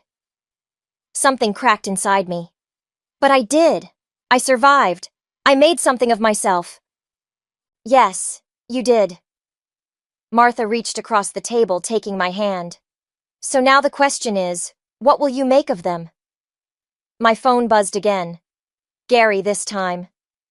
Sam starts school next week. We can't tell him we're homeless. Please. I pulled up my revenge document. Years of carefully documented pain, betrayals, plans for retribution.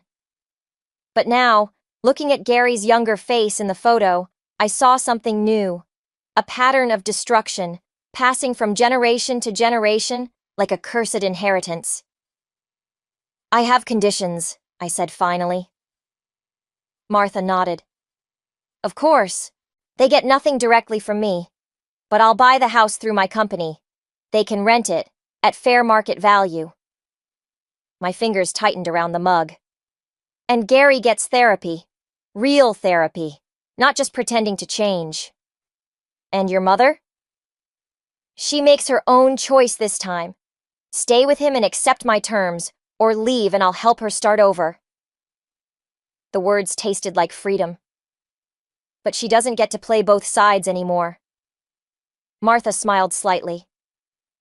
Evelyn would be proud. Would she? I touched the empty space where her locket used to rest. Sometimes revenge isn't about destroying people. Sometimes it's about making them face themselves. I stood up, leaving the photo on the table. Tell them my lawyer will contact them tomorrow. And Martha? I paused at the door.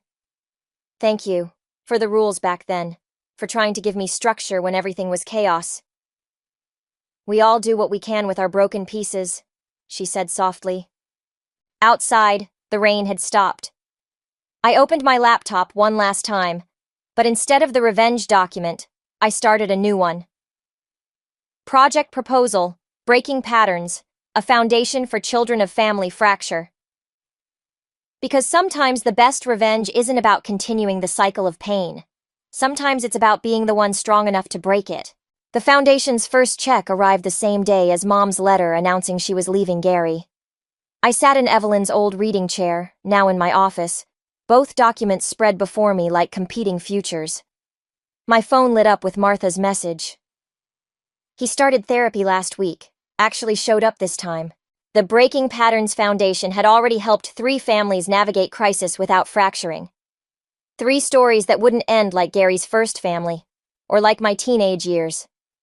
Small victories, but they mattered.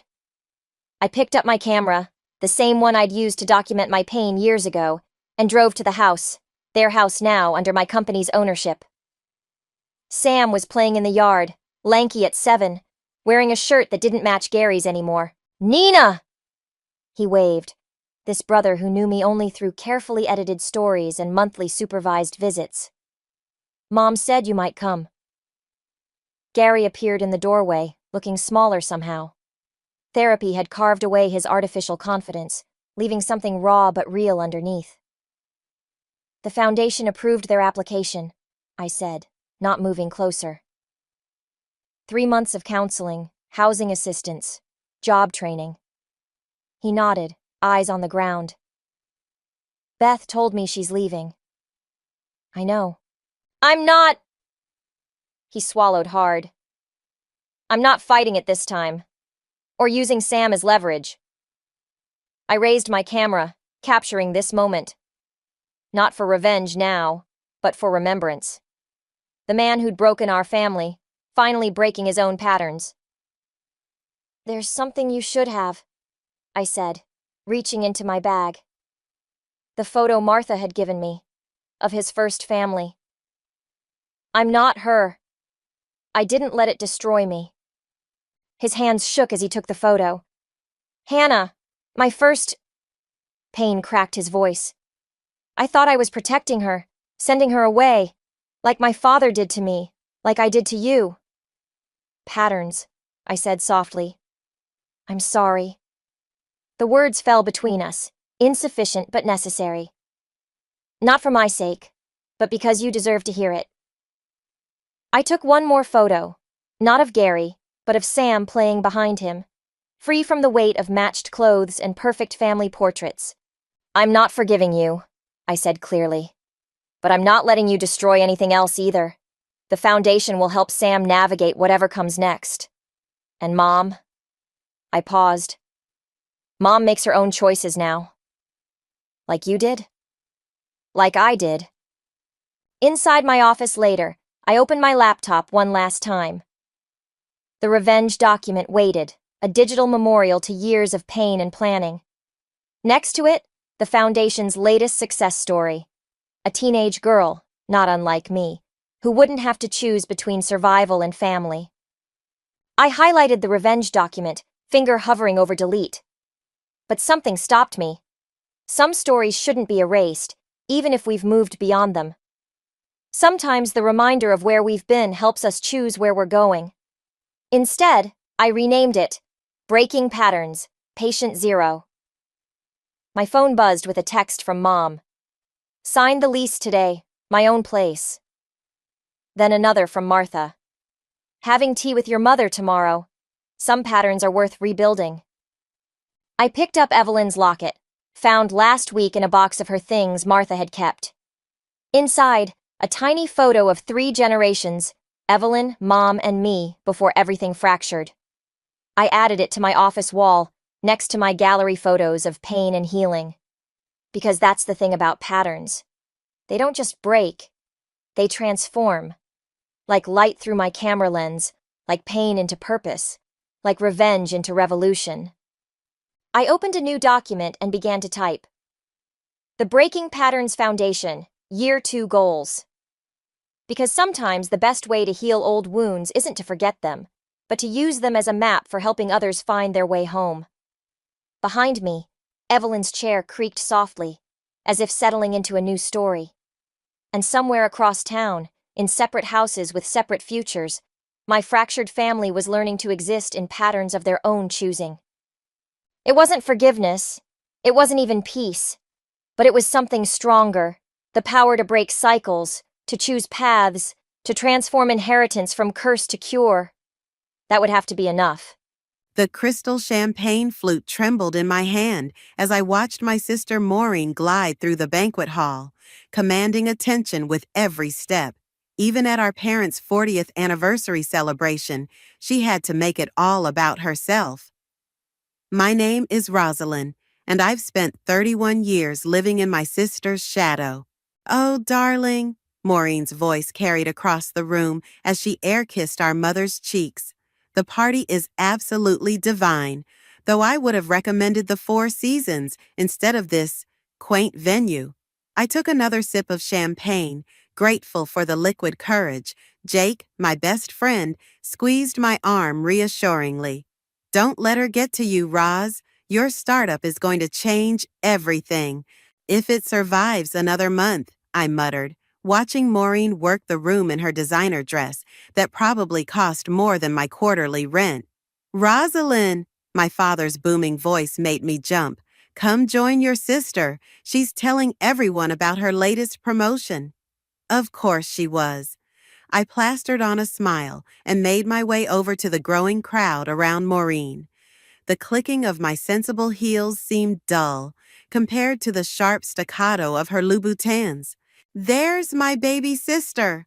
Maureen's perfectly painted lips curved into what others might mistake for a warm smile. I was just telling everyone about my new position as senior vice president.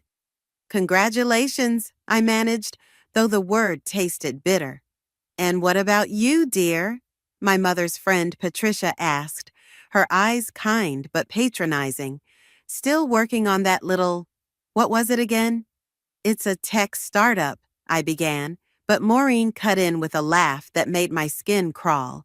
Oh, Mom, did I tell you about the merger I just orchestrated? $2 billion in assets. She turned to me with false concern. How much was your last quarter's revenue, Rosie? Still in the red? The room seemed to shrink. I could feel dozens of eyes on me, waiting for my response. Jake appeared at my elbow with a fresh glass of champagne, but Maureen wasn't finished.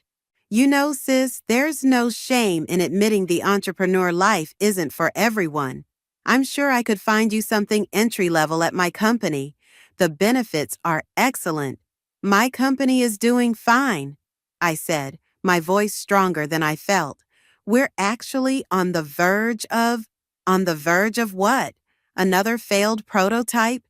Maureen's laugh turned heads. Remember her lemonade stand when we were kids? She couldn't even make that work. Our mother tittered nervously. Girls, please, this is supposed to be about your father and me.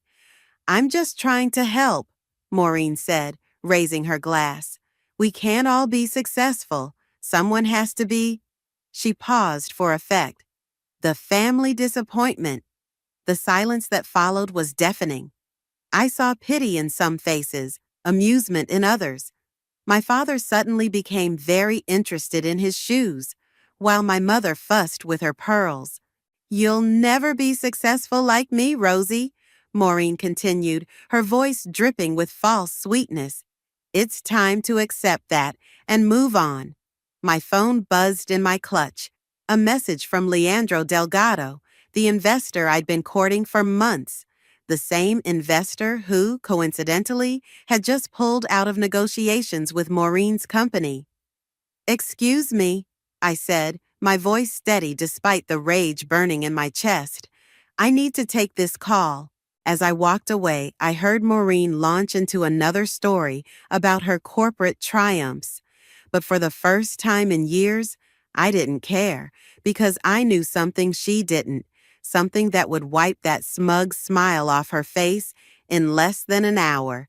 Jake followed me to the hallway. You okay? I checked my phone again, a smile playing at my lips. Better than okay. Leandro's calling in 5 minutes. The deal? Maybe. I straightened my spine, remembering all the nights I'd worked while Maureen partied, all the savings I'd invested while she bought designer bags. But either way, I'm done being the family disappointment. What are you going to do? I glanced back at the party, where Maureen was still holding court. I'm going to show my dear sister that success comes in many forms, and karma can be a real bitch. My phone started vibrating. Leandro's name flashed on the screen. Wish me luck, I said to Jake, my hand steady as I reached for the phone. The time for living in shadows was over. One way or another, this night would change everything. I stepped into the quiet hallway, my heels clicking against the marble floor as I answered Leandro's call. My heart was pounding, but my voice remained steady. Leandro, thank you for calling. Rosalind, his accented voice was warm but businesslike. I've reviewed your proposal again. Very interesting timing considering what happened with your sister's company. I leaned against the wall, watching through the doorway as Maureen continued to dominate the party. Timing is everything in business, isn't it? Indeed, he paused. Tell me again why I should invest in your company instead of hers.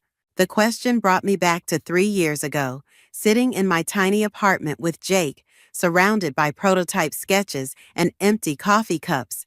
Remember when we first met? I asked. You said you wanted innovation that would actually help people, not just make money. I remember.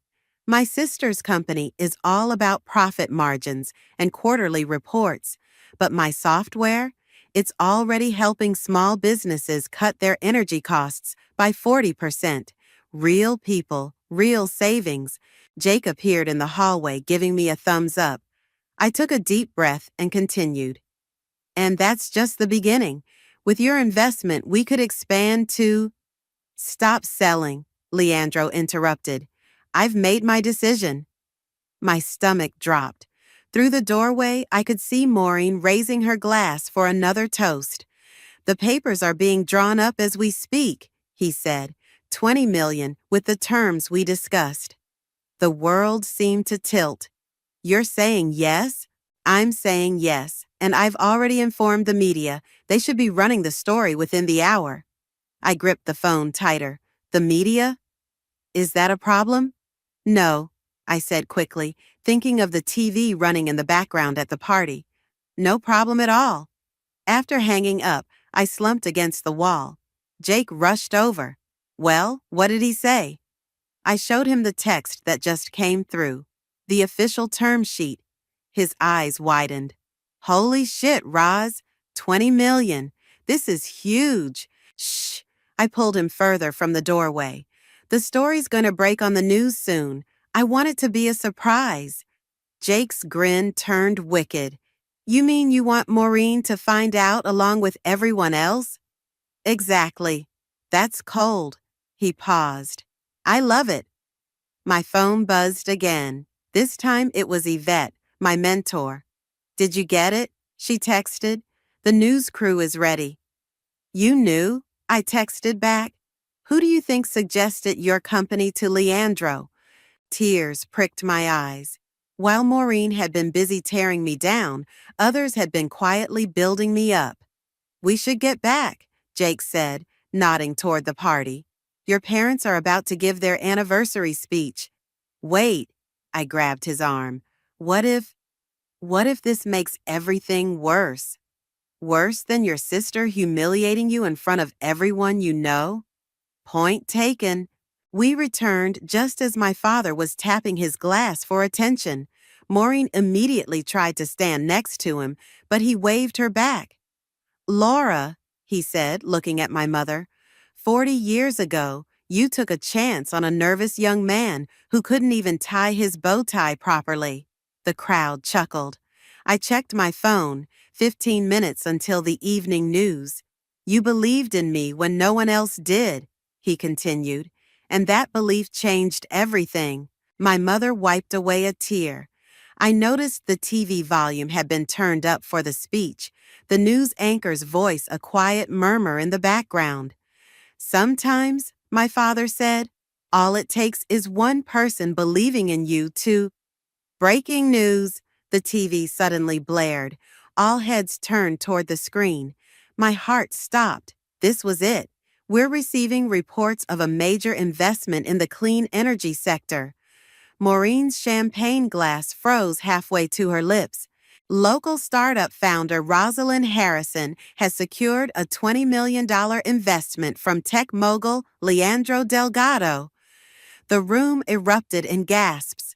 All eyes swung from the TV to me, then to Maureen, whose face had gone completely white. The deal, reportedly finalized just moments ago, represents one of the largest clean energy investments in the state this year. Rosalind, my mother's voice quavered. Is this true? Before I could answer, my phone lit up with notifications. The story was everywhere. I looked at Maureen, remembering her words from earlier. Someone has to be the family disappointment, I said softly, but it doesn't have to be me anymore. The room burst into chaos as everyone started talking at once. Through it all, I kept my eyes on the TV, where my company's logo filled the screen. The shadow I'd lived in for so long was finally lifting. But as my sister stormed out of the room, I couldn't help wondering, at what cost? The next 15 minutes were a blur of congratulations and questions. Everyone who had politely ignored me earlier now wanted to know every detail about my company. Even my father's golf buddies, who usually only talked stocks with Maureen, were suddenly interested in clean energy technology. I always knew you had it in you, my mother gushed, though we both knew that wasn't true. She'd spent years suggesting I follow Maureen's path into corporate finance. Yvette appeared at my side, rescuing me from another round of questions. Let's get some air, she said, steering me toward the terrace. Outside, the evening air was cool against my flushed skin. Yvette handed me a glass of water instead of champagne. You'll want a clear head for what's coming, she said, leaning against the railing. The real work starts tomorrow. I know, I took a sip of water. But tonight you get to enjoy watching your sister squirm? Yvette raised an eyebrow. That's not why I helped you get this investment, you know. I know. It's about the technology and it's about you, she interrupted. I invested my time in you because you're brilliant, not because you're Maureen's sister. Before I could respond, Jake burst through the terrace doors. Roz, you need to see this. Maureen's giving some kind of speech. We hurried back inside. Maureen stood in the center of the room, her mascara slightly smudged, but her voice steady. As the more experienced businesswoman in the family, she was saying, I feel it's my duty to warn everyone about the risks of startup investments. My father shifted uncomfortably. Maureen, perhaps this isn't the time. No, Dad, they need to hear this. She turned to address the crowd. 9 out of 10 startups fail. That's just statistics. And when they fail, they don't just hurt the founder, they hurt everyone who believed in them. Unlike certain corporate mergers that fall through, the words left my mouth before I could stop them. Maureen's eyes narrowed. At least I didn't have to manipulate my way into a deal. Manipulate? I stepped forward. You mean like how you manipulated Mom and Dad into paying for your MBA while I worked 3 jobs to fund my company? Girls, my mother's voice cracked. Please, not at our anniversary party. But Maureen wasn't finished. You think getting one investment makes you successful? You have no idea what's coming. The pressure, the expectations, the fear of failure, I cut in. Trust me, sis, I know all about that. I've been living with it since we were kids. The room had gone completely silent. Even the waiters had stopped circulating. You want to talk about failure? Maureen's voice was dangerously low. Let's talk about how you're going to feel when everyone realizes you're in way over your head. That's enough. Yvette stepped between us. Maureen, I've worked with both you and your sister. The difference is, Rosalind actually listens to advice instead of just pretending to know everything. And who exactly are you? Someone who's built and sold 3 successful companies. Yvette smiled coolly. While you were climbing the corporate ladder, I was building the whole building. A murmur went through the crowd. Maureen's face flushed red. Well, she said, forcing a laugh, I guess we'll all see how this plays out, but don't come crying to me when… The TV suddenly blared again. More breaking news on the Delgado investment story. Sources confirmed that the deal came shortly after Delgado Ventures pulled out of negotiations with Standard Corp, citing philosophical differences with their business model. All color drained from Maureen's face. Standard Corp was her company. Is that true? My father asked, looking between us. Did you know about this, Rosalind? I started, but Maureen cut me off with a bitter laugh. Of course she knew. She probably planned it this way, waiting until my company's deal fell through, then swooping in to steal our investor. I didn't steal anything, I said firmly. Leandro chose to invest in my company because we align with his values, something you might want to think about. Values don't pay shareholders, Maureen snapped. No, I agreed, but they help you sleep at night. The room erupted in whispers. I could see people taking sides, some nodding with Maureen, others looking at me with new respect. Jake touched my arm. Your parents look like they're about to have a stroke. He was right. Mom was stress-eating canapes while Dad kept loosening his bow tie. Maybe we should… I started, but was interrupted by my phone buzzing. The caller ID showed Leandro's name. Excuse me, I said, echoing my words from earlier. I need to take this call. As I walked away, I heard Maureen say something about beginner's luck, but this time her words didn't sting, because this time I wasn't the one who needed to prove herself anymore. Rosalind, Leandro's voice was urgent. Turn on CNBC now. I rushed back into the main room, where the TV was still running. Can someone change this to CNBC? I called out. Jake grabbed the remote and switched channels. There I was, my company logo splashed across the screen alongside Leandro's. The ticker at the bottom read, Breaking, Delgado Ventures backs revolutionary green tech startup. I wanted to warn you, Leandro said through the phone. The story's bigger than we anticipated. Your sister's company's stock is already responding to the news. As if on cue, the anchor started speaking. In a surprising turn of events, Standard Corp shares dropped 12% in after-hours trading following the announcement that Delgado Ventures has chosen to back their competitor. Maureen's phone started ringing. She fumbled with it, her hands shaking as she declined the call.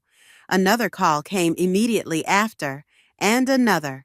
The market's reaction is quite telling, the TV analyst continued. Standard Corp's failed negotiation with Delgado signals a potential shift in investor confidence. Turn it off, Maureen snapped, but nobody moved. This emerging player in the green energy sector, the anchor gestured to my company's logo, represents a new approach to sustainable technology. My father stepped closer to the TV, adjusting his glasses. Rosie, is that your prototype they're showing? Before I could answer, my phone buzzed with another call, this time from a number I didn't recognize. Ms. Harrison? A woman's voice said when I answered. This is Sarah from the Wall Street Journal. We'd love to get your comment on. No comment, I said quickly, hanging up. Maureen's laugh was hollow. Not so easy being in the spotlight, is it? Ladies, my mother pleaded, can we please just enjoy what's left of our party? But the damage was done. The elegant anniversary celebration had transformed into something else entirely. Half the guests were glued to their phones, watching the market reaction. The other half were trying to get close enough to hear my conversation with Leandro.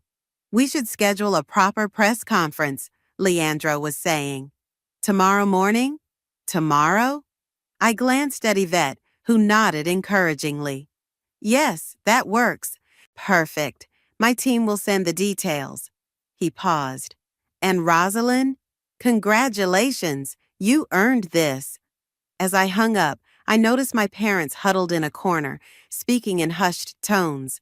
My mother was dabbing at her eyes with a napkin. Mom? I moved toward them. Are you okay? Oh, honey. She reached for my hand. We had no idea. All this time we thought you were struggling, my father finished.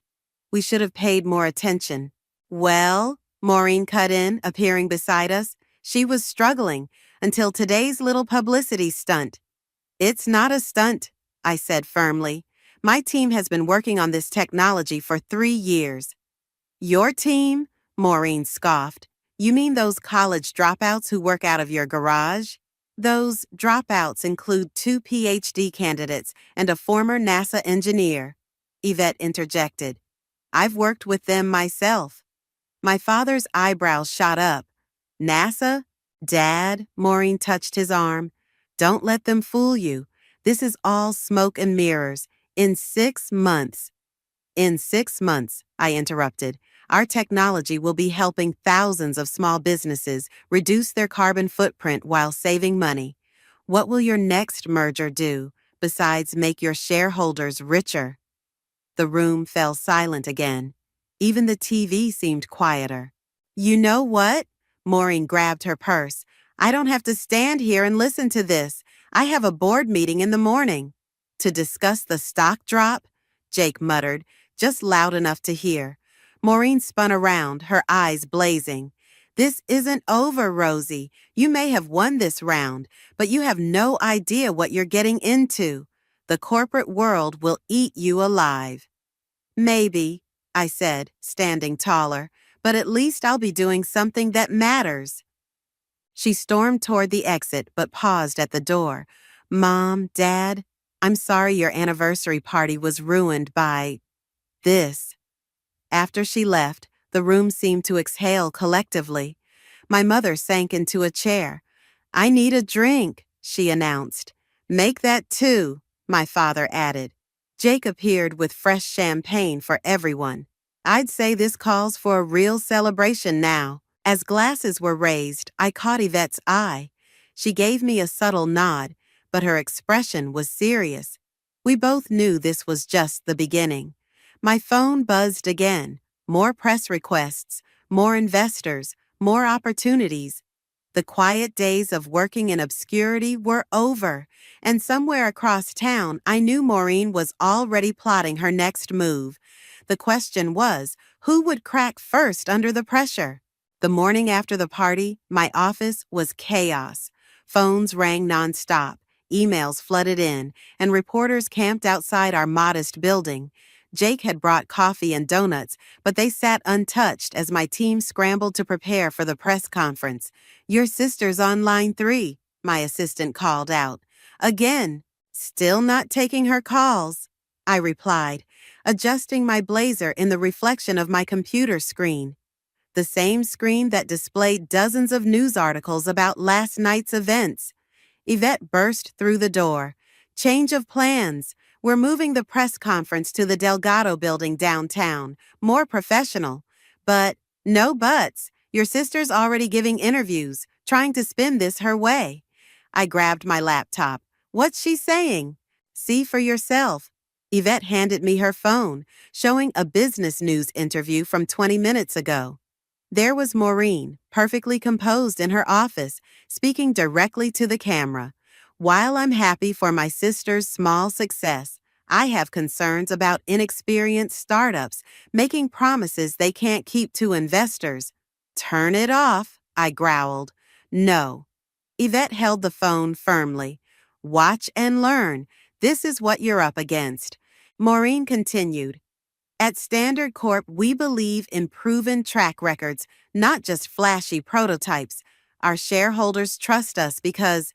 The office door flew open. My mother stood there, looking frazzled. Mom? I stood up. What are you doing here? Have you seen the morning news? Your father hasn't slept. Maureen's been calling nonstop. This has to stop, Rosalind. What has to stop? My success. This feud. You're tearing the family apart. Jake stepped forward. With all due respect, Mrs. H., Maureen started this. And I'm finishing it, I added. My mother sank into a chair. By destroying your sister's company? I'm not destroying anything. I'm building something important. Why can't you see that?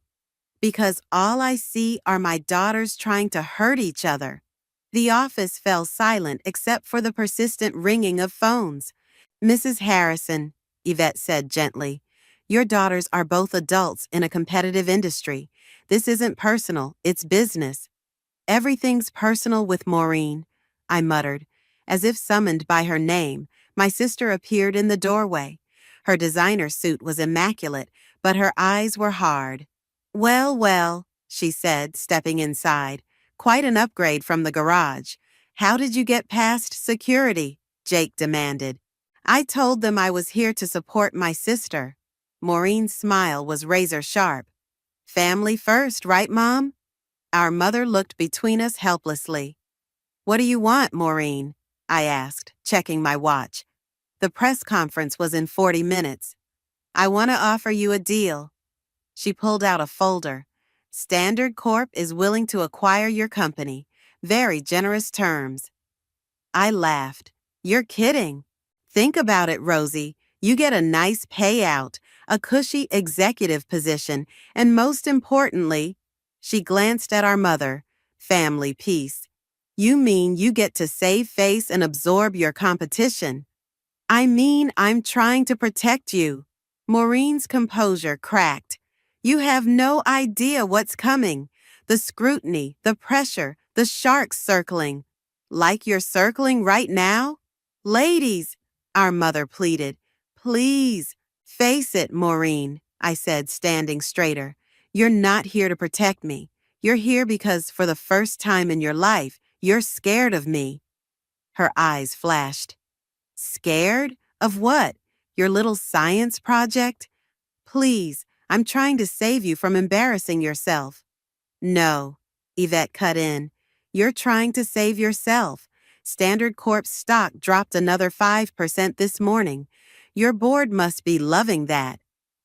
Maureen's hand tightened on the folder.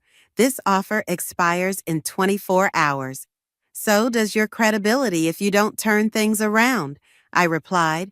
Must be tough, having your perfect image crack in front of everyone. At least I built my success honestly, instead of manipulating family events for publicity. Honestly, I stepped closer. Should we talk about how you got your first promotion? Or why Dad's friend suddenly invested in your department?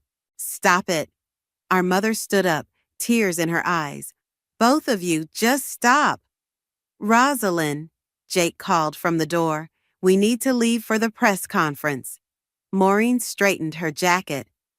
This isn't over. No, I agreed, gathering my things. It's just beginning. As we headed for the elevator, our mother called after us. Your father and I are calling a family meeting, tonight. Both of you need to be there. Maureen and I exchanged glances. For the first time since childhood, we shared the same thought. This wasn't going to end well. But as the elevator doors closed between us, I knew there was no going back. The time for playing nice was over. The family meeting was set for 7 p.m. at my parents' house. I arrived 10 minutes early to find Maureen's luxury SUV already parked in the driveway. Of course, she'd want to get there first, set the stage like always. Inside, the tension was thick enough to cut with a knife. My father sat in his favorite armchair, looking older than I'd ever seen him. Mom was stress baking. The kitchen counter was covered with cookies nobody would eat. Sit down, both of you, Dad said, his voice tired. Maureen and I took seats on opposite ends of the couch. Would anyone like coffee? Mom called from the kitchen. Mom, please just sit down, I said. Let's get this over with. She emerged, wiping her hands on her apron. Over with? This is your family, Rosalind, not some business meeting. Could have fooled me, Maureen muttered. Dad leaned forward. Your mother and I have been talking. This competition between you two, it's gone too far. Competition? I laughed. Is that what you call Maureen trying to sabotage my company? Sabotage? Maureen sat up straight. I offered to save you from yourself. By trying to steal my company? Girls! Mom's voice cracked. This is exactly what we're talking about. What happened to the sisters who used to share everything? She happened, Maureen pointed at me. Little Miss Perfect, always playing the victim while scheming behind everyone's back. Me? I stood up. You're the one who's been undermining me my entire life. Remember my college graduation? You announced your engagement during my party. That wasn't intentional. Just like it wasn't intentional when you told my first investor I was emotionally unstable. The room fell silent. My parents exchanged shocked looks. You did what? Dad asked Maureen. She shifted uncomfortably. I was protecting him from making a bad investment. No, I said, you were protecting yourself. Just like always. Heaven forbid anyone else in the family succeed. Succeed? Maureen stood too. You want to talk about success? I worked my ass off to get where I am. Nobody handed me anything. Except Dad's connections, Mom's praise, and everyone's constant attention. Stop! Mom was crying now. Please, just stop. Dad cleared his throat. We need to acknowledge our part in this. What? Maureen and I said simultaneously. Your mother and I, he continued, we may have contributed to this rivalry. May have? I sat back down. You compared us at every turn. Grades, sports, careers. We were trying to motivate you, Mom said weakly. To what? Hate each other? Maureen's voice was bitter. Mission accomplished. I don't hate you, I said quietly. I just wanted you to see me. Really see me, not just as your failing little sister. Something flickered in Maureen's eyes. I see you, she said. I see how everyone's suddenly acting like you're some brilliant innovator when I know it's just a matter of time before... Before what? Before I prove you right? Before I fail? Before you realize what it really costs? Maureen's voice broke. Do you think I enjoy being this person? The one everyone expects to be perfect all the time? The room grew quiet again, but different this time. Heavier. I never wanted to be perfect, I said. I just wanted to be enough. Mom started sobbing. Dad got up to comfort her. You were always enough, he said, looking at both of us. Both of you. We didn't know how to show it. Maureen's phone buzzed. She glanced at it, and her face went pale. What is it? I asked, despite myself. Board meeting tomorrow morning, emergency session. She looked up at me. They're voting on my position. For a moment, I saw past the perfect exterior to the scared sister underneath, the one who used to let me crawl into her bed during thunderstorms. I hesitated. I could release a statement about our companies exploring collaboration opportunities. Maureen stared at me. You'd do that? On one condition, I said. You stop trying to undermine me, publicly or privately. She was quiet for a long moment. The board wants blood. They'll see it as weakness if I don't fight back. Or they'll see it as strategic thinking, Dad suggested. Two sisters combining their strengths instead of tearing each other down. Mom had stopped crying. Does this mean? It means we're trying, I said, looking at Maureen. Right? She nodded slowly. Trying. It wasn't perfect. It wasn't even close to resolved. But as we sat there in our parents' living room, surrounded by the smell of stress-baked cookies, something shifted. Maybe, just maybe, there was room for two successful sisters in this family after all. 2 weeks after the family meeting, I sat in my office staring at an email that made my blood run cold. Our latest product test had failed spectacularly, and worse, the data had leaked to the press. My phone rang. It was Maureen. "Have you seen the headlines?" she asked, skipping the greeting. "Yeah." I refreshed my browser. The story was everywhere. Green tech startups, revolutionary products shows fatal flaws. Your stock options are going to tank when the market opens. "We're not public yet," I reminded her.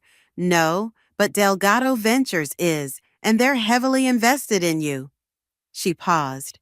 "The board meeting didn't go well, did it?"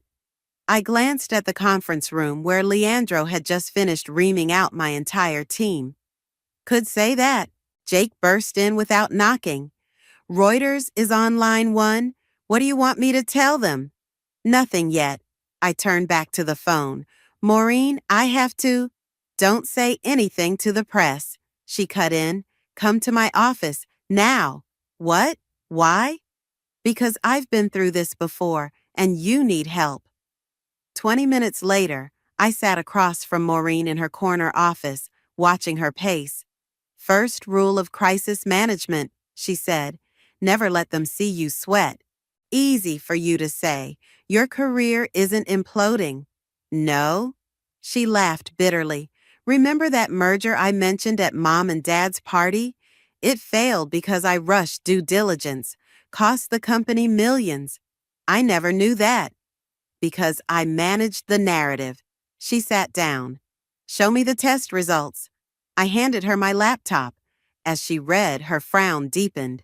"This isn't as bad as they're making it sound," she said finally. "Tell that to Leandro. He's talking about pulling his investment." "He won't." She started typing. "But we need to get ahead of this story." "We?" "Yes, we. I meant what I said at the family meeting." She turned the laptop around. "Look at this." She'd drafted a joint press release announcing a partnership between our companies to enhance the technology's safety features. "You do that?" I asked. "Put your company's reputation on the line for me?" "I'm not doing it for you. I'm doing it because it's smart business." But her slight smile suggested otherwise. My phone buzzed. Yvette. "The vultures are circling," she said when I answered. 3 companies just made lowball acquisition offers. "Including Standard Corp?" I asked, eyeing Maureen. "No." Yvette sounded surprised. "They're the only major player who hasn't tried to capitalize on this." Maureen pretended to be absorbed in her computer. "Listen," Yvette continued. "We need to call an emergency board meeting. This could get ugly." After hanging up, I slumped in my chair. "Maybe I am in over my head." "Of course you are," Maureen said. "Everyone is at first. The difference is whether you sink or swim." Says the person who never struggled with anything. She stopped typing. "You really believe that?" "Come on, Maureen. Everything always came easy to you." "Easy?" She stood up and walked to her window. "You want to know why I announced my engagement at your graduation? Because you're self-centered? Because I was terrified." She turned to face me. "You were graduating with honors, starting your own company, following your dreams. I was stuck in a job I hated, engaged to a man I wasn't sure about, trying to live up to everyone's expectations. But you were already successful. I was surviving. There's a difference." She returned to her desk. "Now, are we going to fix this mess or what?" Before I could answer, Jake called. "Roz, you need to see this. Someone just leaked internal emails about the product tests." My stomach dropped. "How bad?" "Bad enough that Leandro's board is calling for an emergency session." Maureen was already grabbing her coat. "Where's the meeting?" "You're not coming," I said. "The hell I'm not. You need someone who speaks corporate shark." As we rode the elevator to her parking garage, she turned to me. "You know this might not work, right? We might both go down in flames. Why are you really helping me?" She was quiet for a moment. Because watching you fail won't make me feel successful anymore. And maybe it's time we both succeeded. Her phone buzzed, a news alert. The market had opened and Delgado Ventures stock was already dropping. Ready to face the sharks? She asked. I took a deep breath. Ready to face them together. For the first time in years, my sister and I were on the same side. Now, we just had to hope it wasn't too late for both of us. The Delgado Ventures boardroom felt like a courtroom, with Leandro's board members sitting in judgment. Maureen and I sat side by side, facing them. This partnership announcement, one board member said, waving the press release, it feels desperate. It's strategic, Maureen countered. Standard Corp's engineering team has identified the source of the testing anomaly. I pulled up the technical analysis on the screen. The problem isn't with the core technology, it's with the testing parameters we used. Which my team can help fix, Maureen added. We've done similar implementations on a larger scale. Leandro studied us both. And we're supposed to believe this sudden sisterly cooperation isn't just damage control? Actually, I said, it's something that should have happened long ago. I glanced at Maureen. Sometimes the best partnerships come from unexpected places. Speaking of partnerships, another board member cut in. Standard Corp's stock rose 3% after your announcement. Quite convenient. Maureen straightened. If you're implying this is market manipulation, we're implying nothing, Leandro interrupted. We're stating it directly. Then let me be direct too, I said, standing up. Yes, my sister and I have had our differences. Yes, this partnership might seem convenient, but look at the numbers. I switched to the next slide, showing the potential market impact of our combined approach. Together, we can roll this out twice as fast, with better safety protocols and established distribution channels. Or, I paused, you can pull your investment, watch both our companies suffer, and miss out on what could be the biggest green tech innovation of the decade. The room fell silent. Maureen stood up beside me. My sister built something revolutionary, she said. I was too proud to see it before, but I'm seeing it now, and so is the market. My phone buzzed. A message from Jake. Turn on CNBC now. I grabbed the remote and switched on the boardroom TV. A major tech news anchor was speaking.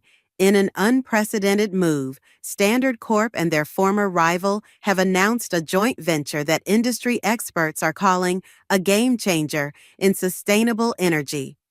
The stock tickers showed both Delgado Ventures and Standard Corp trending upward. Well, Leandro said, a slight smile playing at his lips. It seems the market has spoken. The board voted to maintain their investment with additional funding for the joint venture. As we left the boardroom, Maureen grabbed my arm. We did it, she whispered. We did it right, I corrected. Our parents were waiting in the lobby. Mom was crying again, but this time they were happy tears. My girls, she said, hugging us both, working together instead of against each other. Dad just stood there beaming. I always knew, don't, Maureen and I said together, then laughed. Jake and Yvette appeared with champagne. Sorry to crash the family moment, Yvette said, but this calls for a celebration. As glasses were passed around, I noticed Maureen staring at her phone. Everything okay? Better than okay. She showed me the screen, emails from major clients praising the partnership. Turns out doing the right thing is good business. Who knew? I clinked my glass against hers. I did, Yvette said. Why do you think I pushed you two together? We all turned to stare at her. Oh, please, she laughed. You think it was coincidence that Leandro looked at both your companies? That the news broke during your parents' anniversary party? That your crisis aligned perfectly with a partnership opportunity? You planned this? Maureen asked incredulously. I planted seeds, Yvette corrected. You two did the rest, eventually. Mom shook her head. I don't know whether to thank you or scold you. Thank her, I said, hugging Yvette. Sometimes we need a push to see what's right in front of us. Speaking of which, Maureen said, pulling out a folder, I have some ideas for our first joint project. Already? We just finished the board meeting. Time waits for no one, little sister. But her smile was warm. Ready to change the world?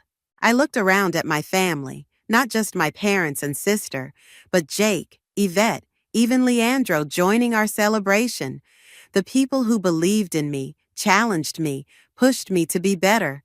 Ready, I said, taking the folder, but this time, let's change it together. As we gathered around to look at Maureen's proposals, I realized something. Success wasn't about proving myself to anyone. It was about becoming the person I was meant to be. And sometimes that person needed both rivalry and reconciliation to emerge. The revenge I'd sought had transformed into something better. Redemption for both of us. And that was worth more than any business deal. I stared at my phone screen in disbelief, my hands shaking, as I read the headline again. Nina Hopkins wins prestigious Horizon Science Award for groundbreaking renewable energy research. My sister had just won an award for my work, my research, my life's passion. I'm Amara, and until today, I thought being a scientist meant standing for truth. I've spent the last 3 years developing a revolutionary method for storing solar energy using organic compounds. Late nights in the lab, countless failed experiments, and endless data analysis, all stolen with a USB drive and a fake smile. Did you see the news? Lexi burst into my lab, her face flushed. Amara, that's your research. How did Nina even... She took my backup drive during Dad's birthday dinner last month, I said, my voice barely above a whisper. Remember when she insisted on seeing my lab, said she was just proud of her little sister? The memory made me sick. Nina had always been the golden child, charming, social, the one who could do no wrong. But this was a new low. My phone buzzed again. Dad's message popped up. Family dinner tonight to celebrate Nina's award. Be there by 7. No excuses. You have to tell them, Lexi said, gripping my shoulder. Show them your original research files, the timestamps, everything. I laughed bitterly. You think they'll believe me over Nina? Dad's probably already planning her victory speech. Just then, Logan appeared in the doorway, his usual calm demeanor replaced with concern. Amara, I just heard. This is serious. The demonstration is in 3 weeks. Nina can't possibly explain the complex chemical processes involved. The demonstration? Lexi's eyes widened. Part of the award, I explained, a plan slowly forming in my mind. The winner has to demonstrate their research live, in front of the entire scientific community. Logan nodded. And the media, it's quite the spectacle. I stood up, suddenly energized. Then that's where she'll fall. Nina may have stolen my research, but she can't steal my understanding. She'll have to explain every reaction, every process. Amara, Lexi warned, this isn't about revenge, I interrupted. It's about truth. Science is built on integrity, and I won't let her mock that. That evening, I walked into my parents' house, the familiar scent of Mom's lasagna, doing nothing to settle my churning stomach. Nina was already holding court in the living room, surrounded by our parents and a few relatives. Little sis, she beamed, pulling me into a hug. Can you believe it? All those hours in the lab finally paid off. I felt bile rise in my throat, but forced a smile. Congratulations. The demonstration should be interesting. Something flickered in her eyes. Fear, maybe? But she recovered quickly. Oh, I can't wait to show everyone. Dad, did I tell you about the organic compound matrix? As Nina launched into a garbled explanation that made me cringe, Dad beamed with pride. Mom kept taking photos, probably for social media. Nobody noticed my white knuckles or clenched jaw. A toast. Dad raised his glass. To Nina, following in my footsteps in the scientific community. I always knew you had it in you. I couldn't help myself. Really? I thought you said Nina barely passed her chemistry classes in college. The room went silent. Nina's smile faltered. Amara, Mom scolded. Don't be jealous. This is your sister's moment. Yeah, Amara, Nina added, her voice honey-sweet, but her eyes cold. We can't all be winners. I stood up abruptly. I need some air. Outside, I leaned against the porch railing, taking deep breaths of the cool evening air. My phone buzzed. A message from Logan. Committee head Sadie Mack wants to meet Nina tomorrow to discuss technical details. Thought you should know. A small smile played on my lips. Nina might have stolen my research, but she couldn't steal years of knowledge. The demonstration would be her undoing. I just had to wait. Everything okay? Dad's voice startled me. He joined me on the porch, concern etched on his face. Dad, I started, then stopped. What could I say? That his perfect daughter was a fraud. That I had proof but knew he wouldn't believe me. He patted my shoulder awkwardly. I know it's hard seeing your sister succeed in your field, but you'll have your moment too, sweetheart. I looked at him, this man who had inspired my love of science, who had taught me about integrity and truth. You're right, Dad. My moment will come sooner than you think. Inside, I could hear Nina laughing, probably spinning more lies about my research. Let her laugh. In 3 weeks, everyone would know the truth, and I wouldn't have to say a word. The next morning, I couldn't escape Nina's face. It was everywhere. Local news, science blogs, even the university's homepage. Each headline felt like a fresh slap. Local scientist makes breakthrough. Hopkins' sister revolutionizes solar energy storage. Turn that off before I throw something, I told Lexi, who was scrolling through news coverage in my lab. Wait, look at this comment section, she said, ignoring my threat. Some people are asking questions, pretty technical ones, that Nina can't possibly. A crash from the adjacent lab interrupted her. We rushed over to find Logan, standing over a broken beaker, clear liquid spreading across the floor. Sorry, he said, looking distracted. Just met with Nina and Sadie. It was interesting. Spill it, I demanded, tossing him paper towels. How bad was she? Let's just say Sadie's eyebrows nearly disappeared into her hairline when Nina couldn't explain basic molecular binding principles. He started mopping up the mess. But here's the thing, Nina somehow charmed her way through it, kept redirecting questions, making jokes about being nervous. Classic Nina, I muttered. She's been doing that since we were kids. Remember when she took credit for my science fair project in 8th grade, Lexi? The solar-powered water purifier, Lexi nodded. Your dad was so proud of Nina. History repeats itself, I said bitterly. The lab door burst open, and speak of the devil, Nina walked in, wearing a lab coat that still had its creases from the store. Baby sis, I need your help. Her voice was sugary sweet. These reporters keep asking such specific questions. Maybe you could explain some things to me. You know, sister to sister. I looked at her perfectly manicured nails, her carefully crafted concerned expression. You want me to help you understand my research so you can better pretend it's yours? Nina's face hardened for a split second before the mask slipped back on. Don't be difficult, Amara. This is good for the whole family. Dad's already gotten 3 calls from major research facilities. Get out, I said quietly. What? Get out of my lab. She stepped closer, dropping her voice. Listen here, little sister. No one would believe you anyway. I have the presentation files, the data, everything. Who are they going to trust? The award winner or the jealous sister? Is everything okay? Sella from the biochem lab poked her head in, eyes darting between us. Perfect, Nina chirped, back to her sunny self. Just getting some sisterly advice for the demonstration. You'll all be there, right? After she left, Lexi grabbed my arm.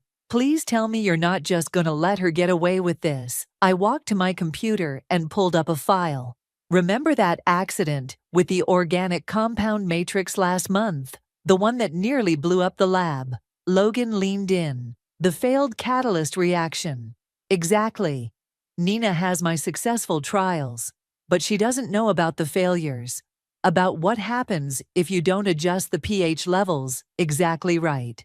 Amara, Lexi warned, if you're thinking what I think you're thinking, I'm not going to do anything, I said, closing the file. I'm just going to let Nina do what Nina does best, show off without understanding the consequences. That evening, I got another family dinner invitation, this time at an upscale restaurant. Nina had invited local reporters. And then, Nina was saying to an enthralled journalist, I realized we could use organic compounds to create a more stable energy storage system. Under the table, I dug my nails into my palms. Fascinating, the reporter gushed. Can you explain the chemical process? Nina's smile flickered.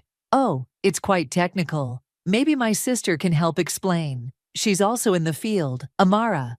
All eyes turned to me. Dad beamed encouragingly. Mom nodded expectantly. I took a sip of water. Actually, I'd love to hear Nina explain it. After all, it's her research. The silence that followed was deafening. Well, Nina stammered, it's quite complex, involves multiple chemical reactions. Nina's being modest. Dad jumped in. She's always been brilliant, just like her old man.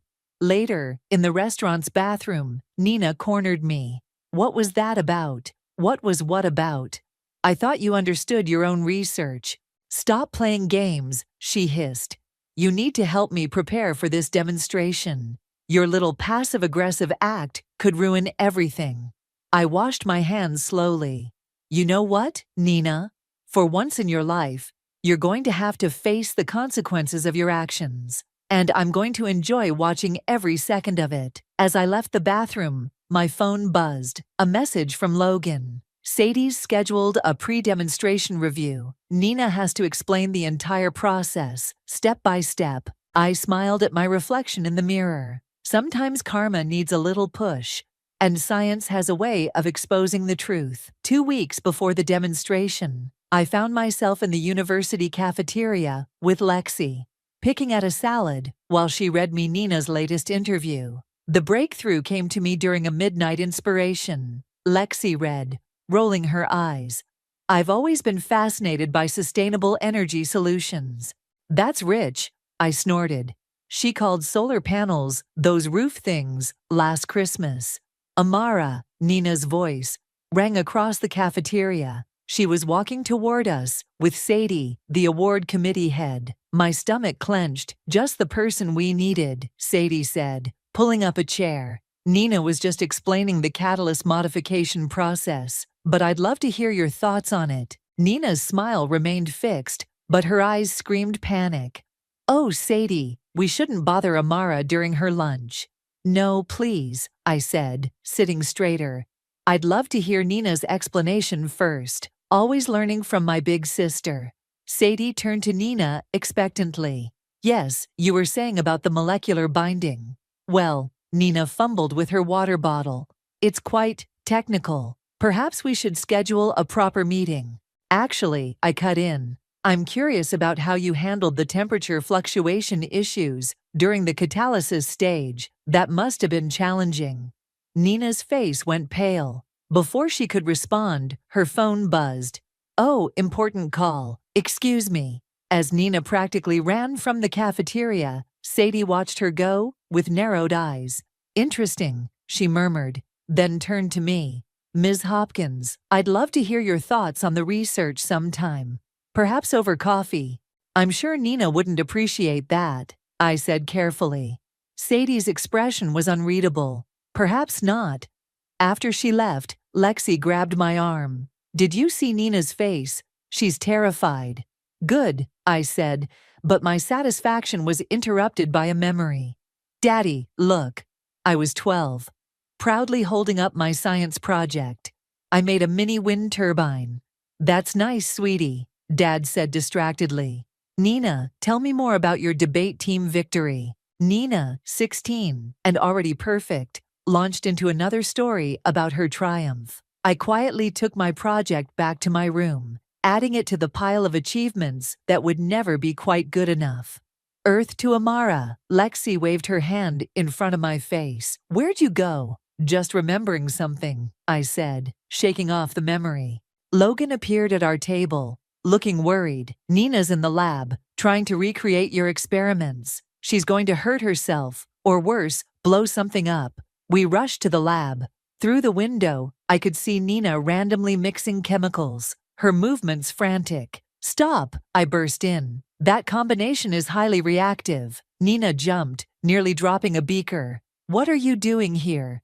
Stopping you from causing an explosion, I snapped, grabbing the chemicals. These compounds need precise measurements and specific conditions. You can't just mix them randomly. Then help me, she pleaded. I know I messed up, but I can't fail at this demonstration. Dad's already told everyone. His colleagues are coming. Of course, I laughed bitterly. It's always about Dad's pride, isn't it? That's not fair. Fair? I slammed the beaker down. You stole my research that could have launched my career, but you couldn't stand the thought of your little sister succeeding, could you? You don't understand, Nina's voice cracked. Dad never looked at me the way he looks at you when you talk about science. I was just the debate team girl, the social butterfly, never the brilliant one. So you stole my work? I found the drive, and I just wanted him to be proud like that, just once. For a moment, I almost felt sorry for her. Then I remembered all the times she'd taken credit for my work, all the times she'd dismissed my achievements. The demonstration is in 2 weeks, I said coldly. Better study up. As I turned to leave, she called out, Remember when we were kids? How we used to pretend we were famous scientists? Yeah, I paused at the door. Funny how things turn out. Outside, Lexi was waiting. You okay? No, I admitted. But I will be, after the demonstration. My phone buzzed, a message from Dad. Dinner tonight. Need to discuss Nina's presentation. Bring your lab notes to help your sister prepare. I showed Lexi the message. Still think I should feel bad? Nope, she said. Let karma do its thing. I looked back through the lab window. Nina was staring at the chemicals like they were written in alien language. In 2 weeks, everyone would know the truth. The thought should have made me happy, but instead, I felt a strange mix of satisfaction and sadness. Some family bonds, once broken, can never be repaired, but some truths need to be told, no matter the cost. 10 days before the demonstration, the whispers started. I first noticed them in the research wing. Scientists huddled in corners, conversations stopping when Nina walked by. My sister's confident strut had devolved into a nervous shuffle. Did you hear? Logan cornered me by the coffee machine. Nina completely bombed the preliminary review meeting. Couldn't explain basic principles of her own supposed research. Her research? Sela appeared behind us, eyebrows raised. That's interesting, because I distinctly remember Amara explaining those exact processes months ago.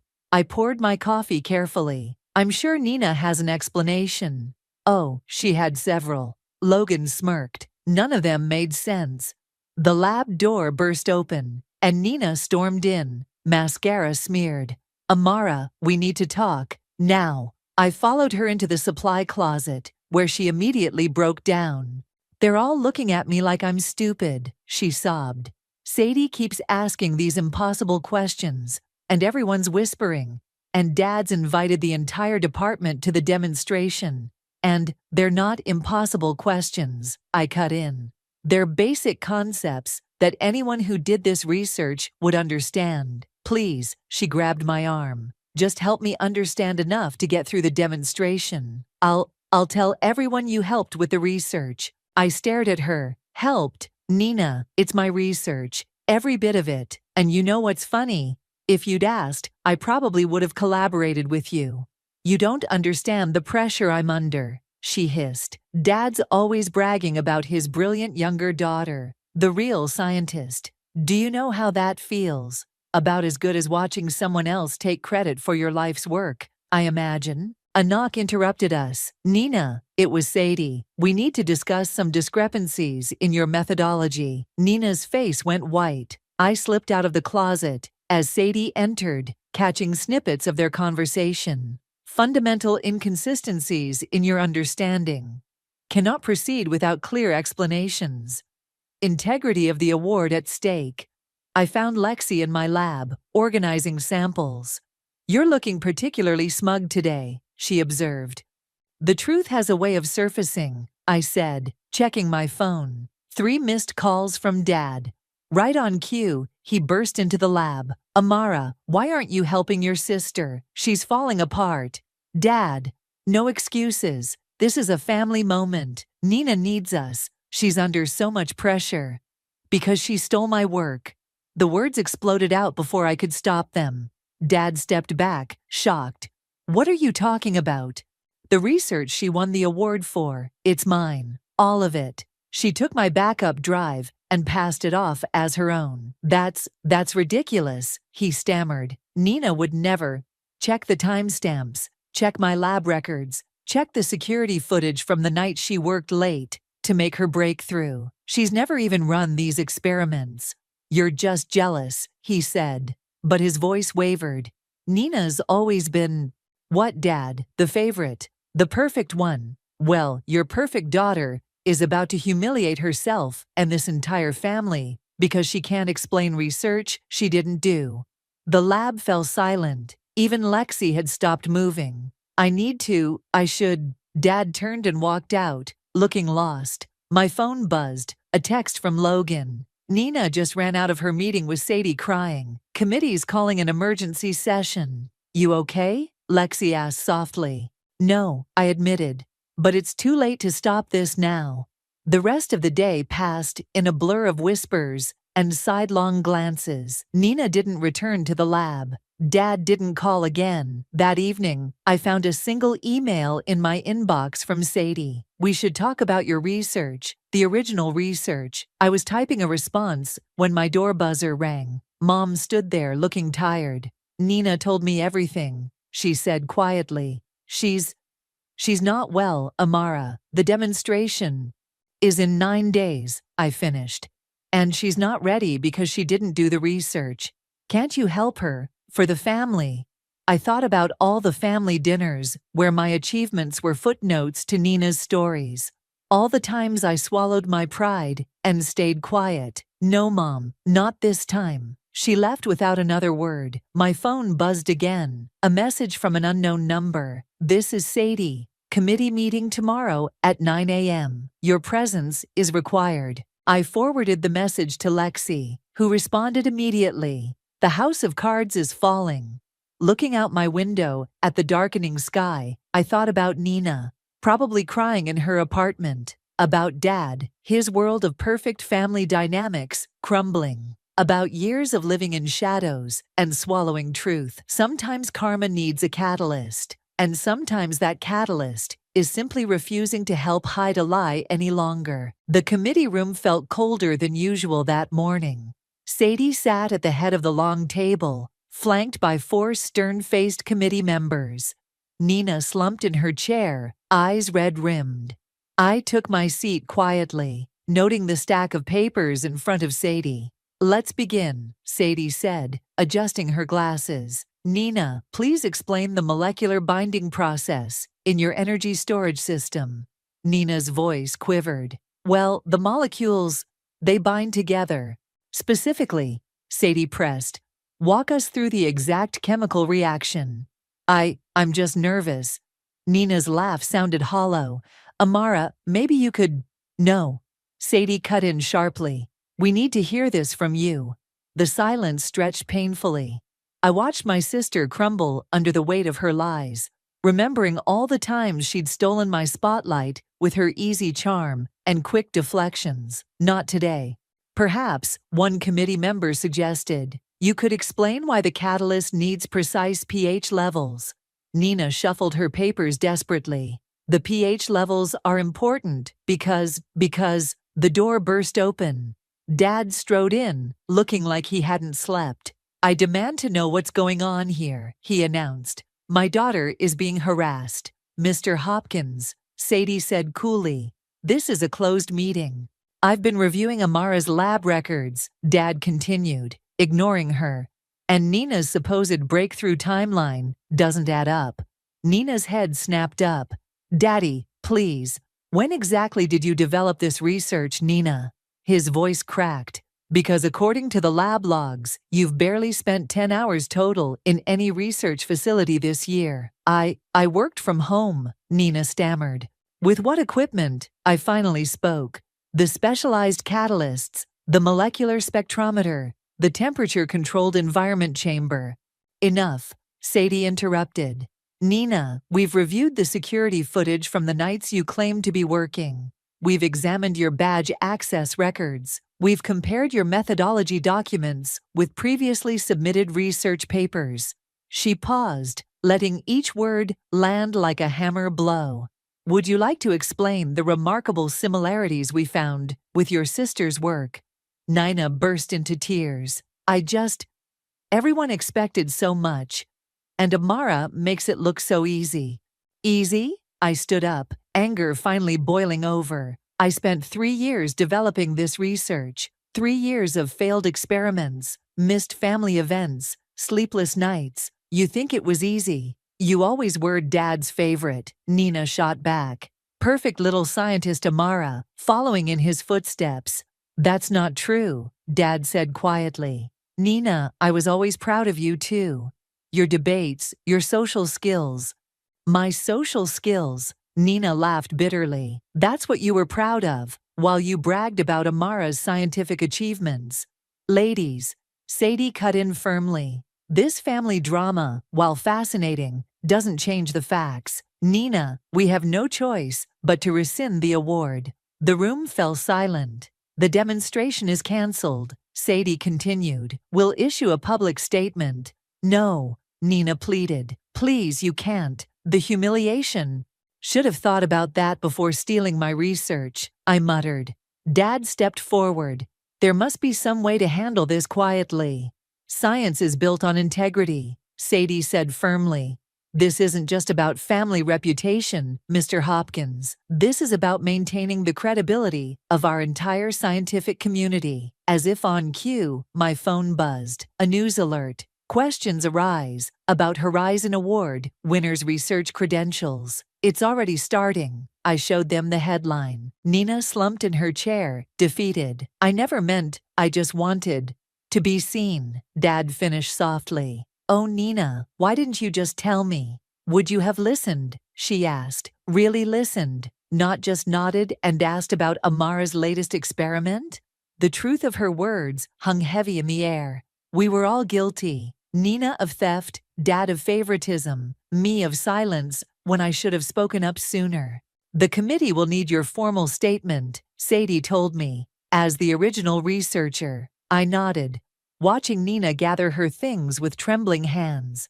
Dad looked lost, standing between his daughters, unable to fix this with his usual charm and influence. Amara, Nina paused at the door.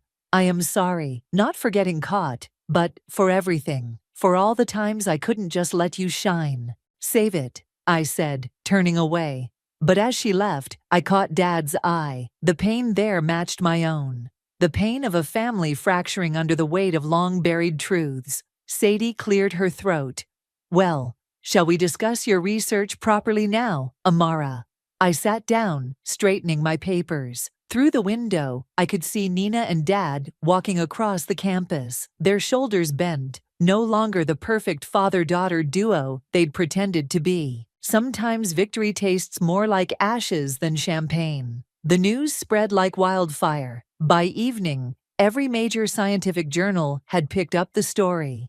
My phone wouldn't stop buzzing with notifications and messages from colleagues I hadn't heard from in years. You're trending on Twitter, Lexi announced, sprawled on my lab couch. Sisterly deception and science fraud are the top hashtags. Great, I muttered, trying to focus on my work. Just what I always wanted. Logan burst in, waving his tablet. Have you seen the latest? Nina's given an interview. My stomach dropped. What did she say? Actually, he scrolled through the article. She came clean, admitted everything, says she's seeking therapy for her competitive issues, and apologizes for undermining the scientific community's trust. Damage control, Lexi scoffed. Before I could respond, Dad appeared in the doorway. He looked older somehow, his usual confident posture replaced by something more hesitant. "Can we talk?" he asked quietly. Lexi and Logan exchanged glances before making themselves scarce. "If this is about Nina," I started. "It's about me," Dad interrupted, sitting heavily on a lab stool. "I've been thinking about what Nina said, about favoritism, about not listening." "Dad, you don't have to." "Yes, I do." He picked up one of my research papers, turning it over in his hands. "I was so excited when you showed interest in science. It was like seeing myself at your age. And Nina wasn't me," I finished. "I pushed her away," he admitted. "Every time she tried to connect in her own way, I compared her to you, to me. I helped create this mess." The lab felt too small suddenly, too full of years of unspoken words. My phone buzzed again. "Mom, family dinner tonight. No excuses. We need to talk." "She's texted me too," Dad said, seeing my expression. "Nina will be there." "I can't." I shook my head. "It's too soon." "Please," he stood up. "We need to fix this, as a family." Hours later, I found myself standing outside my parents' house, heart pounding. Through the window, I could see Nina already at the dining table, looking smaller somehow, without her usual confident facade. "You came." Lexi's voice made me jump. She was leaning against her car across the street. "What are you doing here?" "Back up," she shrugged. "In case you need a quick escape." Inside, the tension was thick enough to cut. Mom busied herself serving lasagna, while Dad attempted small talk about the weather. Nina stared at her plate. "So," Mom finally said, "we need to discuss the demonstration." "There is no demonstration," I reminded her. "The award was rescinded." "But your research," Dad jumped in. "The committee wants you to present it, don't they?" Nina's fork clattered against her plate. "Of course they do. Amara's the real scientist after all." "Stop it," Mom snapped. "This self-pity isn't helping anyone." "Then what would help?" Nina shot back. "Pretending everything's fine? That I didn't destroy our family's reputation."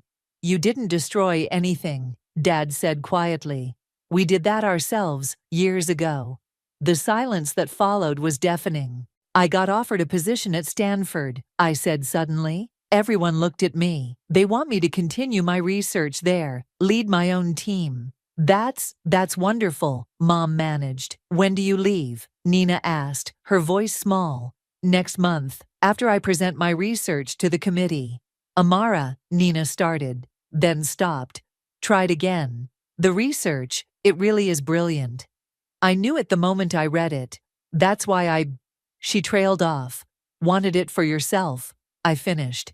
She nodded, tears falling. "I'm seeing someone, a therapist. She's helping me understand why I always needed to compete with you." Dad reached across the table, taking both our hands. "We all need help understanding some things." My phone buzzed, Lexi checking in. Through the window, I could see her still waiting faithfully across the street. "I have to go." I stood up. "I have a presentation to prepare for." "Amara," Nina called as I reached the door. "For what it's worth, I'm proud of you. I always was. I just couldn't show it right." I paused, hand on the doorknob. Maybe you could come to the presentation, see the research done right this time." The hope that flickered across her face made my chest tight. Outside, Lexi pushed off her car. "How'd it go?" I looked back at the house, at my family visible through the window. "Broken, but maybe, just maybe, not beyond repair." "Ask me after the presentation," I said. "Some experiments need time to show results." The auditorium buzzed with anticipation. Every seat was filled. Scientists, reporters, students, and in the front row, my family. Nina sat between our parents, hands clasped tightly in her lap. She'd lost weight in the past weeks, the designer clothes hanging loose on her frame. "Ready?" Lexi appeared beside me backstage, adjusting my microphone. "Full house out there. Everyone loves a scandal," Logan added, checking the presentation equipment one last time. "But they're about to see something better, real science." Sadie stepped onto the stage, her voice commanding immediate silence. Ladies and gentlemen, we're here today to witness a groundbreaking presentation on renewable energy storage. My heart pounded as she introduced me. This was my moment. No theft, no lies, just pure research. Good luck, Lexi whispered as I walked onto the stage. The lights were bright, but I could still see Nina's face clearly. She gave me a small nod. 3 years ago, I began. I started exploring a revolutionary approach to storing solar energy using organic compounds. The presentation flowed naturally. Every equation, every reaction, every principle, I knew them intimately. They were mine. The audience leaned forward in their seats as I demonstrated the molecular binding process, explaining each step with clarity and confidence. The key breakthrough, I continued, pulling up the critical data, came when we discovered that adjusting the pH levels of the catalyst could significantly increase storage capacity. A hand shot up in the audience. Could you explain the exact mechanism? I smiled, remembering Nina's struggle with the same question. Of course, the catalyst works by... The explanation rolled off my tongue effortlessly. In the front row, Dad's eyes shone with tears. Mom squeezed Nina's hand. Then came the live demonstration. The moment that would have exposed Nina's theft if she'd made it this far. I carefully mixed the compounds, explaining each step. Watch closely, I said, adding the catalyst. The color change indicates successful binding. The solution shifted from clear to brilliant blue. Gasps rippled through the audience. And now, I continued, we can measure the energy storage capacity. The readings appeared on the screen behind me, proving everything I'd claimed. The audience burst into applause. Questions? Sadie asked, joining me on stage. Dozens of hands shot up. Each question was more technical than the last, and I answered them all. This was my research, my understanding, my moment. One final question, Sadie announced, pointing to a journalist in the back. Given recent events, he stood up. How do you feel about your sister's attempt to claim this research? The room went silent. I saw Nina flinch. My research speaks for itself, I said firmly. Today isn't about what happened before. It's about moving science forward. More applause. As people began filing out for the reception, Nina approached the stage. She swallowed hard. That was amazing. I never really understood how complex it all was until I saw you explain it. Nina. No, let me finish, she interrupted. Watching you up there, I finally got it. Why Dad was so proud. Why everyone respects you so much. It's not just about being smart. It's about dedication, understanding, passion. Before I could respond, we were surrounded by scientists eager to discuss collaboration opportunities. Through the crowd, I saw Dad talking to Sadie, gesturing animatedly. Mom was wiping tears, smiling proudly. Dr. Rivera from MIT wants to discuss potential applications. Logan appeared, grinning. You're going to be busy. Speaking of busy, Lexi cut in. Stanford called. They want to move up your start date. Apparently, this presentation caused quite a stir. I looked at Nina, who had stepped back to let others approach. Our eyes met across the crowd. Give me a minute, I told Lexi, making my way to my sister. I should go, Nina said quickly. Let you celebrate with your colleagues. Stay, I surprised myself by saying. There's a reception. Maybe you could hear about what this research could mean for renewable energy. Not as a scientist, but as someone who cares about making a difference. She blinked back tears. You'd want me there? Families should stick together, I said, even when they mess up spectacularly. A laugh bubbled up through her tears. I did mess up spectacularly, didn't I? Monumentally, I agreed. But today's about new beginnings. As we walked toward the reception hall, I caught sight of our reflection in the window. Two sisters, no longer competing, no longer pretending, just walking forward, together. Amara, Nina said softly. Thank you for not letting me get away with it, for making me face myself. I squeezed her hand. Sometimes the hardest experiments yield the most important results. The evening after my presentation, our family gathered in my lab one last time before my move to Stanford. Pizza boxes littered the counter as Dad examined my research notes with newfound understanding. "I can't believe I never asked to see your work before," he said, shaking his head. "All these years." "Well, you're looking now," I smiled, showing him my latest data. "See how the molecular structure changes under different conditions." Nina sat quietly in the corner, watching us. She'd spent the afternoon helping me pack, carefully wrapping delicate equipment while we talked about everything and nothing. "Your sister's going to change the world," Lexi declared, walking in with more boxes. "Stanford won't know what hit them." "They already don't," Logan added, following with coffee. The department head called again. "They're fast-tracking the funding for your new lab." Nina stood up suddenly. "I have something for you." She pulled a small package from her bag. "Open it." Inside was a framed photo, me at 12, proudly holding my first science fair project. "Where did you get this?" "Mom's old albums. Look at the back." I turned it over. There, in Nina's neat handwriting. "To my brilliant sister. I'm sorry I tried to steal your light instead of helping it shine. Love, Nina." "I'm not asking for forgiveness," she said quickly. "I just want you to know I understand now. What I did was wrong on every level." Speaking of understanding, Dad cleared his throat. "I have something too." He handed me an envelope. Inside was a letter of resignation from his position on the university's board. "Dad, no." "Yes," he said firmly. "I can't stay after everything that happened. Plus," he smiled, "it's time to focus on being a better father instead of just a proud one." Mom appeared in the doorway. "Are we doing gifts?" "Because I have one too." She held up a small box. "Open it together." Nina and I exchanged glances before lifting the lid. Inside were two identical journals, one labeled Amara's Research and one Nina's Journey. "For new beginnings," Mom explained. "Amara can document her work at Stanford, and Nina can write about her therapy progress and finding her own path." "Mom," Nina's voice cracked. "No more comparing," Mom said firmly. "No more favorites, just two daughters finding their way." Sadie chose that moment to walk in, carrying official-looking documents.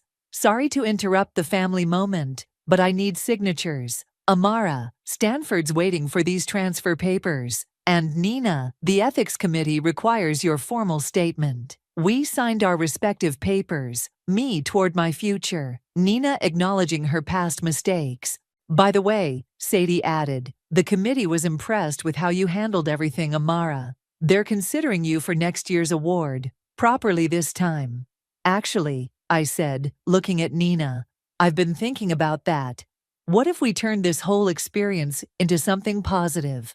A joint presentation on ethics in science." Nina's head snapped up. "What?" "You're good at public speaking," I continued, "and your perspective on competition, pressure, and redemption could help others, combined with the scientific principles." "That's actually brilliant," Sadie mused. "A cautionary tale and cutting-edge science in one package." "You'd want to work with me?" Nina asked incredulously. "After everything?" "Not on the research," I clarified, "but on showing others how to avoid our mistakes, yes." Dad wiped his eyes, not so subtly. "My girls, working together at last. Don't get sappy on us now," Mom teased, but she was smiling too. Lexi raised her coffee cup. "To new beginnings." We all raised our cups, scientists, family, friends, united in this moment of transformation. "You know," Nina said softly, as we gathered the last of my things, "I always thought I needed to be exactly like you to make Dad proud. But watching you today, I realized something." "What's that?" "The world doesn't need another you. It needs me to be the best version of myself." I looked around my lab one last time, at the empty shelves that had held my research, at Dad explaining basic chemistry to Mom, at Lexi and Logan arguing about proper box labeling techniques, at Sadie making notes about our joint presentation idea. "Ready to go?" Nina asked, picking up a box. "Almost," I said. taking one last photo of my old lab, just documenting the moment where everything changed. For better or worse, I smiled, remembering the stolen research, the lies, the pain, and now, finally, the healing. For better, definitely for better. As we walked out together, I realized some experiments yield unexpected results. Sometimes the catalyst for change isn't in a beaker or test tube, but in the messy, complicated reactions between people who love each other, even when they forget how to show it. The needle slipped from my trembling fingers and clattered onto the bathroom floor, a tiny drop of blood beating on my thigh where I'd missed the injection site. Again. "Poppy, you okay in there?" Elias called through the door, his voice carrying that familiar note of impatience disguised as concern. "Fine," I lied, staring at the scattered fertility medications covering our marble countertop like some twisted pharmacy explosion. Lupron, Follistim, progesterone, my daily cocktail of hope and humiliation for the past 5 years. "My name is Poppy, and I'm 34 years old with the reproductive system of a broken vending machine. No matter how much money you feed it, nothing comes out." I cleaned up the mess and joined Elias in our bedroom, where he was already scrolling through his phone, probably checking work emails.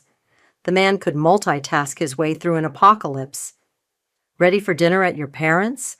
I asked, though we both knew it wasn't really a question. Sunday dinners at Randy and Stella's weren't optional in the Butler family hierarchy. "Actually, Vanessa's coming tonight, too. She said she has some big announcement." My stomach clenched. Vanessa, Elias's golden child sister, only made big announcements when she wanted maximum attention and applause. Last time it was her engagement to some investment banker who lasted exactly 4 months. "Great," I muttered, applying concealer to the bruises on my arms where the IV needles had left their marks. Battle scars from another failed IVF cycle that nobody in his family bothered to ask about. The drive to his parents' house was quiet, except for the radio playing some cheerful pop song that felt like mockery. Elias drummed his fingers on the steering wheel, and I watched the familiar neighborhoods blur past. Perfect lawns, perfect houses, perfect families, probably sitting down to perfect Sunday dinners. Randy opened the door before we could knock, his booming voice filling the foyer. "There they are. Come in, come in. Stella's made her famous pot roast." Stella appeared from the kitchen, wiping her hands on her apron, her smile brightening considerably when she spotted Elias. "My baby boy," she cooed, pulling him into a hug that lasted about 10 seconds longer than the polite nod she gave me. "Hi, Stella," I said. "Poppy." She managed to make my name sound like a minor inconvenience. "How are you feeling? You look tired?" Translation: "You look like hell, and we all know why." "I'm fine, thank you." Vanessa burst through the front door like she was making a grand entrance at the Oscars, her long blonde hair perfectly styled despite the October wind outside. At 31, she still had that effortless beauty that made waiters stumble over themselves and made me feel invisible. "Sorry I'm late. Traffic was insane." She hugged everyone except me, settling for a brief wave in my direction. We gathered around the dining room table, the same table where I'd endured countless conversations about other people's pregnancies, baby showers I wasn't invited to, and subtle hints about my situation. The pot roast was excellent, as always. Stella's cooking was one of the few things about these dinners I genuinely enjoyed. "So," Randy said, cutting into his meat with surgical precision, Vanessa mentioned she had news to share. Vanessa set down her fork and looked around the table, her eyes bright with excitement. "Well, I've been thinking a lot lately about family, about what really matters. Here we go. And I know how much you two have been struggling," she continued, her gaze landing on Elias and then briefly on me. "I can't imagine how heartbreaking it must be." Elias reached over and squeezed my hand. "We're managing," he said quietly. "That's just it, though," Vanessa said, her voice rising with enthusiasm. "You don't have to just manage. I want to help." Stella leaned forward. "What do you mean, sweetheart?" "I want to be your surrogate." The words hung in the air like smoke from an explosion. I felt my fork slip from my fingers. I'm young, I'm healthy, and I love you both so much. I want to give you the family you've always dreamed of. Randy's face lit up like Christmas morning. Vanessa, that's incredible. Are you serious? Elias asked, his voice cracking with emotion. Completely serious. I've already looked into it. I can carry your baby, and you can finally be parents. Stella was crying now, reaching across the table to grab Vanessa's hands. You beautiful, generous girl. This is a miracle. I sat there, watching my husband's family celebrate this grand gesture, feeling like a ghost at my own funeral. Nobody asked what I thought. Nobody looked at me for my reaction. Poppy? Elias finally turned to me. Can you believe it? It's amazing, I managed, my voice sounding foreign to my own ears. But as Vanessa smiled at me across the table, I caught something in her expression, something that made my blood run cold. Later, as I helped clear the dishes, I saw Vanessa's phone light up on the counter. The text preview was from Stella. Perfect timing, honey. Vanessa's response made my hands freeze on the plates. She'll never see this coming. 3 weeks later, I stood in the corner of Stella's living room, watching 20 women coo over Vanessa like she was the Virgin Mary herself. Pink and blue balloons bobbed from every surface, and a banner reading, "Baby Butler coming soon," stretched across the mantel. "Isn't she glowing?" one of Stella's friends gushed, snapping another photo of Vanessa opening gifts. Vanessa wasn't even pregnant yet. The embryo transfer was scheduled for next month, but apparently that didn't stop Stella from throwing a pre-pregnancy celebration party. "Look at this adorable onesie." Vanessa held up a tiny outfit that read, "Mommy's Little Miracle." The crowd erupted in appreciative murmurs. I sipped my sparkling water and tried to smile. Nobody had asked me to help plan this party. Nobody had asked if I wanted to be involved at all. "Poppy!" Stella's voice cut through the chatter. "Come take a picture with our surrogate." Our surrogate, like Vanessa was a shared family pet. I walked over and stood beside Vanessa, who immediately wrapped her arm around my waist and pulled me close. The camera flashed. "This is so exciting," whispered Mrs. Patterson from down the street. "Vanessa is such a saint for doing this." "We're so blessed," I replied automatically.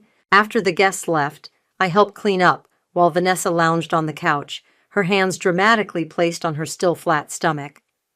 "I can already feel the connection," she announced to no one in particular. "It's like the baby is calling to me." Elias sat beside her, his face soft with wonder. "Really?" "Oh, yes. I think it's going to be a boy. I can just sense it." Randy nodded approvingly from his recliner. "Butler men are strong. Takes after his grandfather." "And his aunt," Stella added, beaming at Vanessa. I loaded another stack of plates into the dishwasher, the clatter masking my frustrated sigh. "Poppy, you're being awfully quiet," Vanessa called out. "Aren't you excited?" "Of course I am." "You don't sound excited." All eyes turned to me. I forced a smile. "I'm just processing everything. It's a lot." "Well, you better start processing faster," Stella said with a laugh that didn't reach her eyes. "This baby will be here before you know it." The next morning, I sat across from Dr. Gardner in her office, the same office where I'd received so much bad news over the years. But today felt different. "How are you holding up?" she asked, her kind eyes studying my face. "I'm fine." "Poppy." I looked down at my hands. "It's complicated." "Surrogacy often is. Have you reviewed the contract thoroughly?" Elias's family lawyer handled everything. Jacob something. He said it was all standard. Dr. Gardner leaned forward. "I'd like to suggest you have your own attorney review it, just to be safe." "Why? Is there something wrong?" "Not wrong, necessarily. But in my experience, it's always wise to have independent legal counsel when family dynamics are complex." I thought about Vanessa's text message, the one I couldn't get out of my head. "Dr. Gardner, can I ask you something?" "Of course." If something went wrong, hypothetically, what kind of protections do I have? She was quiet for a moment. That depends entirely on what's in your contract. But Poppy, if you're having doubts about this arrangement, now is the time to address them. I'm not having doubts. I just want to understand my options. I can recommend an excellent attorney, someone who specializes in reproductive law. I nodded, filing that information away. That afternoon, I found Vanessa in our kitchen, going through our refrigerator like she lived there. "Oh, good, you're home," she said without looking up. "I was hoping to talk to you about the nursery." "The nursery? Well, obviously the baby will need a room here and at my place, for when I'm babysitting." "Babysitting?" She turned to face me, her expression innocent. "I mean, I'll want to spend lots of time with him. I am carrying him after all." "Right. I was thinking we could do a jungle theme, lions and elephants, very masculine. We don't even know if it's a boy yet. Trust me, it's a boy. I can feel it." She patted her stomach again. A mother knows these things. Before I could respond, my phone buzzed, a text from an unknown number. "This is attorney Sarah Mitchell. Dr. Gardner gave me your information. Can we meet this week?" I looked up to find Vanessa watching me intently. "Everything okay?" she asked. "Just work stuff. You know, Poppy, I hope you're not planning to be one of those helicopter mothers. The baby needs space to bond with his whole family." "Of course." She smiled, but something cold flickered in her eyes. "Good, because we're all in this together, right?" "Right." But as she walked away, I heard her phone buzz. She glanced at it and smirked before typing back quickly. I waited until she left, then called the number Dr. Gardner had given me. "Sarah Mitchell's office." "Hi, this is Poppy Butler. I need to schedule a consultation about a surrogacy contract. How soon can you come in?" I looked toward the front door where Vanessa had just left. "How about tomorrow?" 9 months later, I paced the hospital waiting room while Vanessa's screams echoed down the hallway. Elias had been in the delivery room for 3 hours. I'd been relegated to the chairs outside like a distant relative. "She's doing so well," Stella gushed to Randy, clutching his arm. "Our brave girl." "The Butler genes are strong," Randy replied, puffing out his chest. "That baby's going to be a fighter." I checked my phone for the 100th time. Still nothing from Elias. "Mrs. Butler?" A nurse appeared in scrubs. "The baby's here. Healthy boy, 8 pounds, 2 ounces. Stella burst into tears. "A grandson! Randy, we have a grandson!" "Can I see him?" I asked, standing up. The nurse looked confused.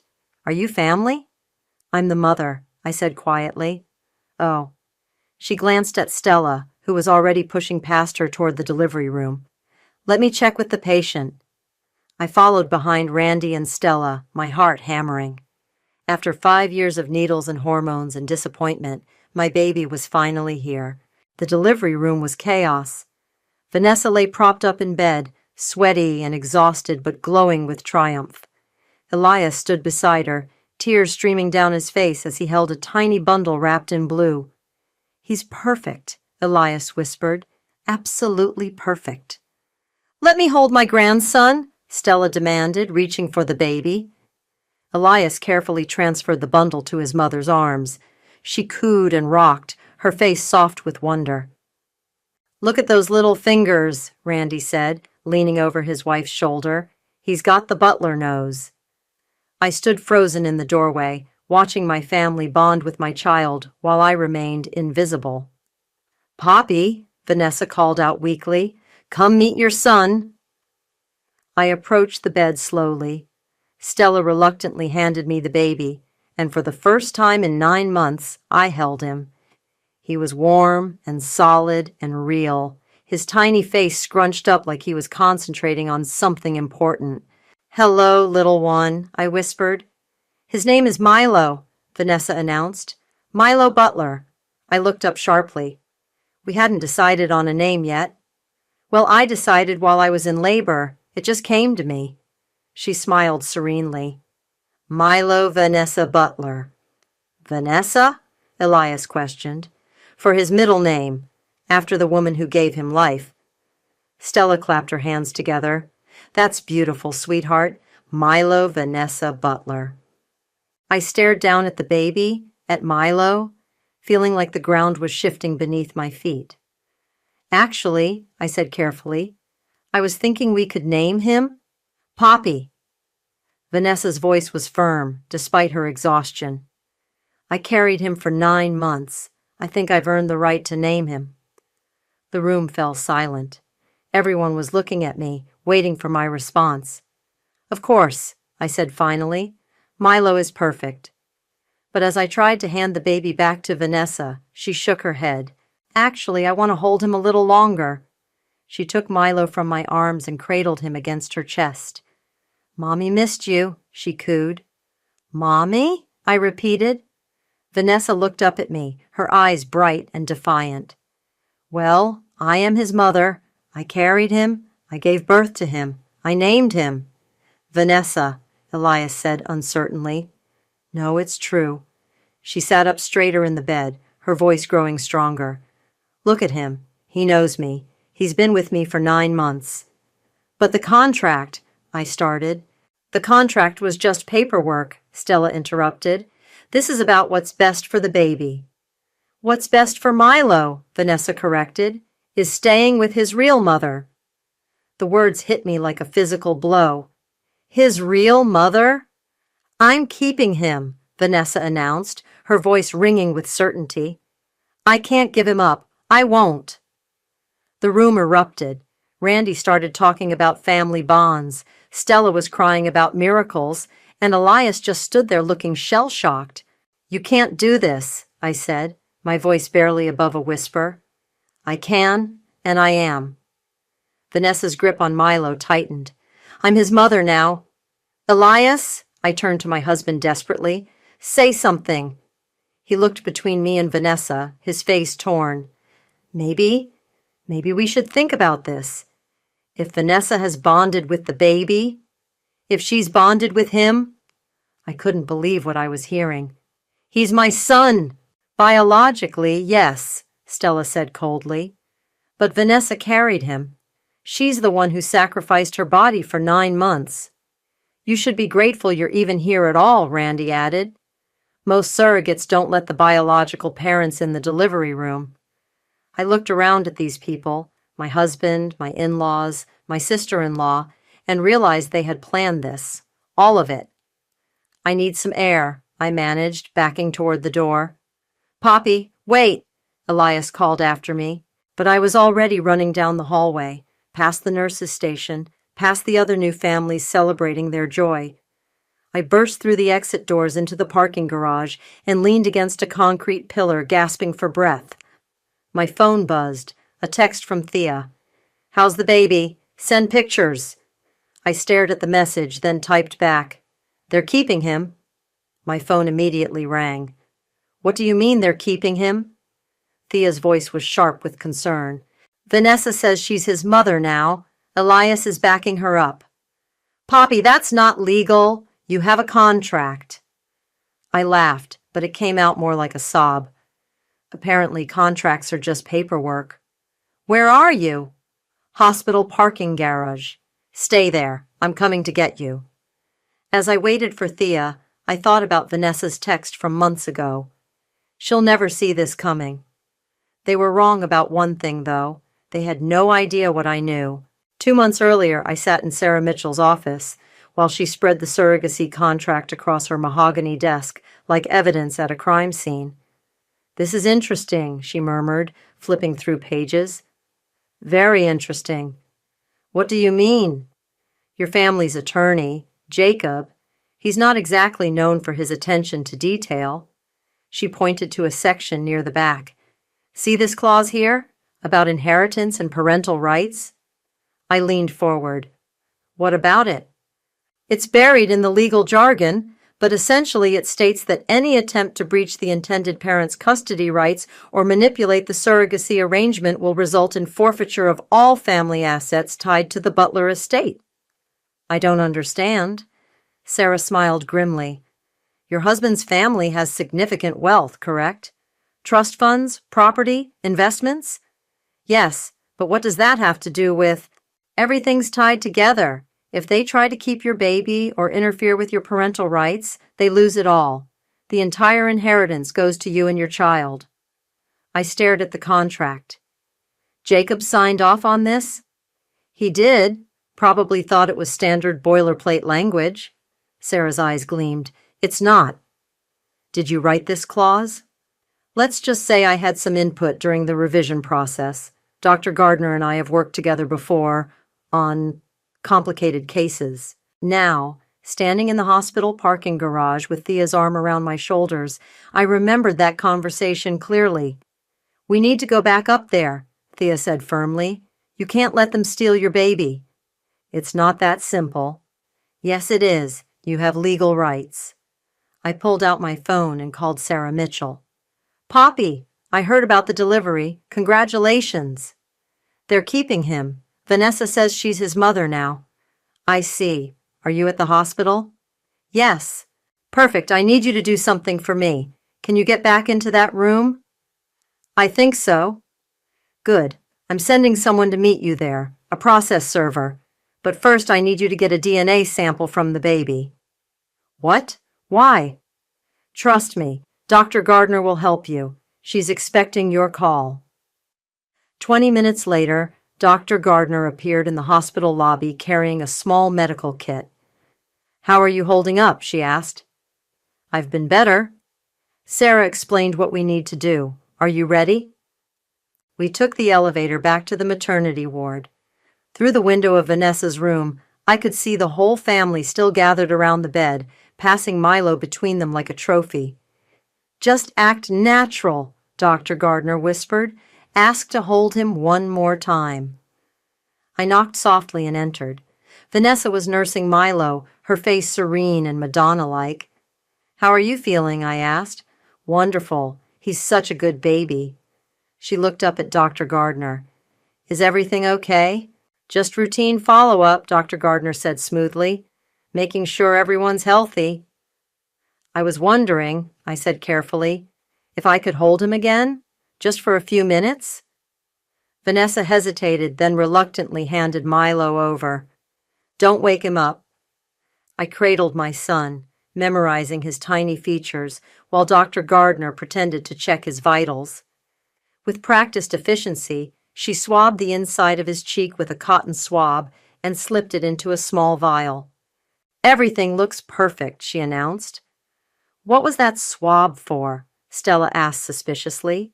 Standard newborn screening, hospital policy. I handed Milo back to Vanessa, who immediately clutched him protectively.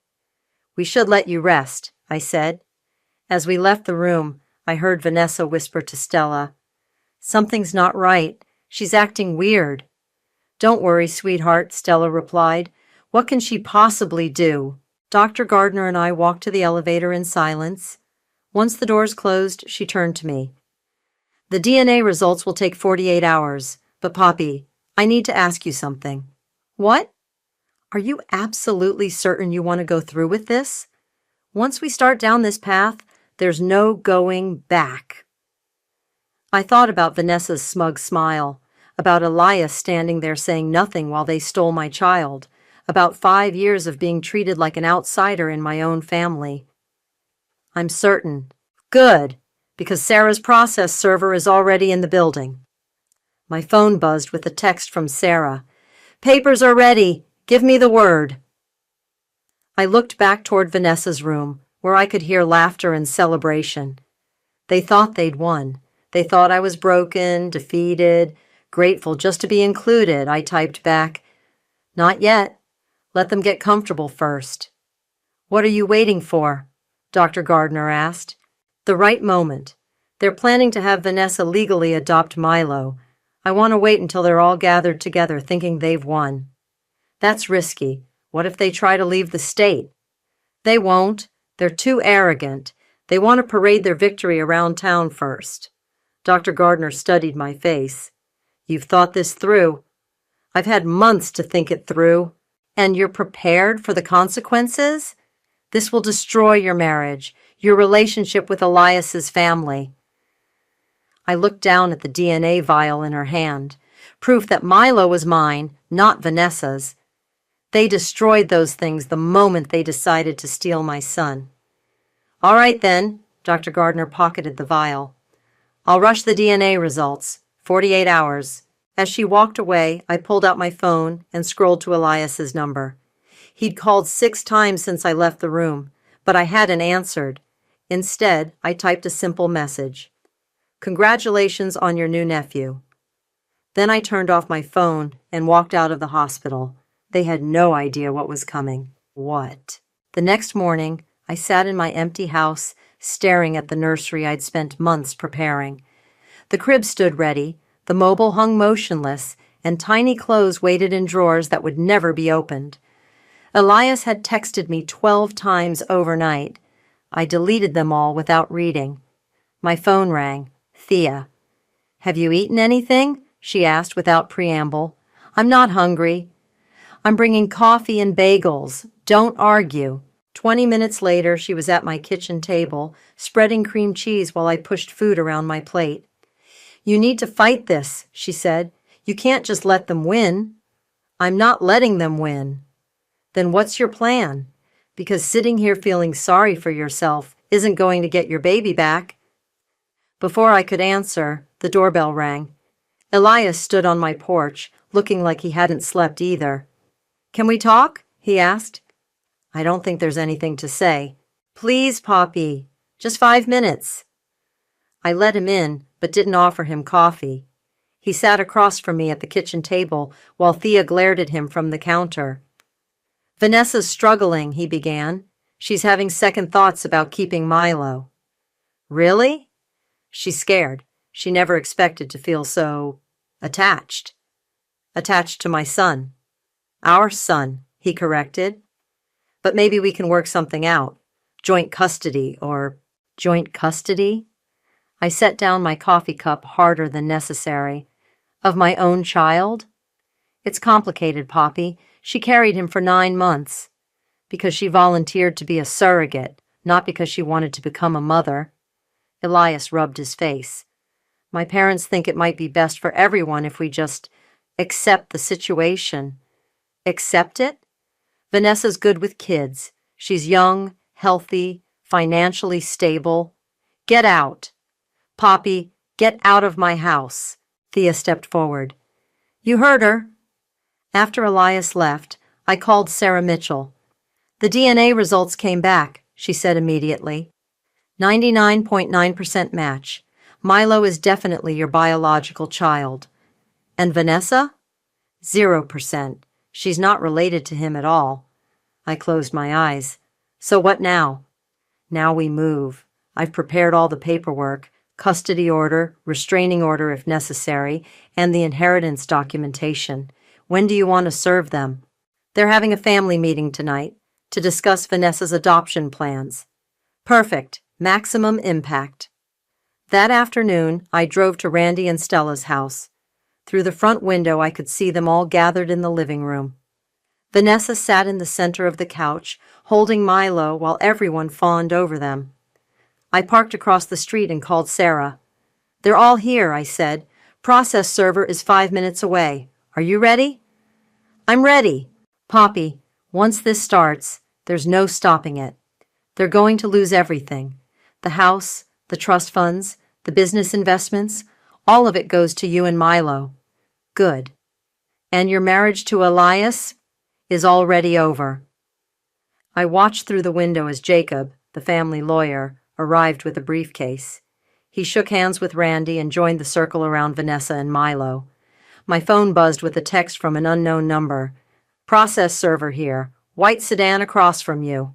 I looked in my rearview mirror and saw a woman in a business suit getting out of a car carrying a manila envelope. Go, I texted back. I watched her walk up to the front door and ring the bell. Randy answered, his face confused as she handed him the papers. Randy Butler? Her voice carried across the quiet street. You're being served. Even from my car, I could hear the explosion of voices from inside the house. Randy's booming shout, Stella's shriek, Vanessa's panicked questions. My phone rang. Elias. "What did you do?" he demanded. "I got my son back." "Poppy, you can't do this. You're destroying our family." "Your family destroyed itself when they decided to steal my child. The inheritance, my parents could lose everything. They should have thought of that before they betrayed me. Please, we can work this out. Come inside. Let's talk." I hung up and drove away. An hour later, I was back at Sarah's office while she explained the legal documents. "The custody order is immediate," she said. "Milo comes home with you tonight. The inheritance transfer will take a few weeks to process, but it's ironclad." "What about Vanessa?" "She has no legal standing. The surrogacy contract is clear. She was a gestational carrier, not a mother. The DNA results prove Milo isn't biologically hers." "And if they try to fight it?" "They can try, but they signed the contract. They accepted the terms. Their own lawyer witnessed it. My phone had been buzzing constantly. Texts from Elias, from Stella, even from Randy. I turned it off. "There's something else," Sarah said. "Vanessa's been calling reporters. She wants to tell her side of the story." "Let her." "She's claiming you manipulated the contract, that you tricked them." "Did I?" Sarah smiled. "You protected yourself and your child. That's not manipulation. That's smart planning." "When do I get Milo?" "Sheriff's deputy is meeting us at the house in an hour. You'll have your son back tonight." As we drove to Randy and Stella's house, I thought about Vanessa's text from months ago. "She'll never see this coming." She was right. They never saw it coming. But neither did they. The sheriff's deputy knocked on Randy and Stella's front door at exactly 7 p.m. I stood behind him, my hands shaking as I clutched the car seat I'd brought. Randy opened the door, his face red with fury. "This is harassment." "Sir, I have a court order for the immediate return of the minor child to his legal guardian." Deputy Martinez held up the papers. "Is the child on the premises?" "This is insane," Stella's voice carried from inside. "That baby belongs with his mother." "Ma'am, according to these documents, Mrs. Poppy Butler is the legal mother." I stepped forward. "I'm here for my son." Randy blocked the doorway. "You're making a huge mistake, Poppy. We can fight this." "You can try." Deputy Martinez cleared his throat. "Sir, I need you to step aside. This is a legal order." The living room was chaos. Vanessa sat on the couch clutching Milo, tears streaming down her face. Stella paced behind her like a caged animal. Elias stood by the window, his face pale. Jacob sat at the dining table, frantically shuffling through papers.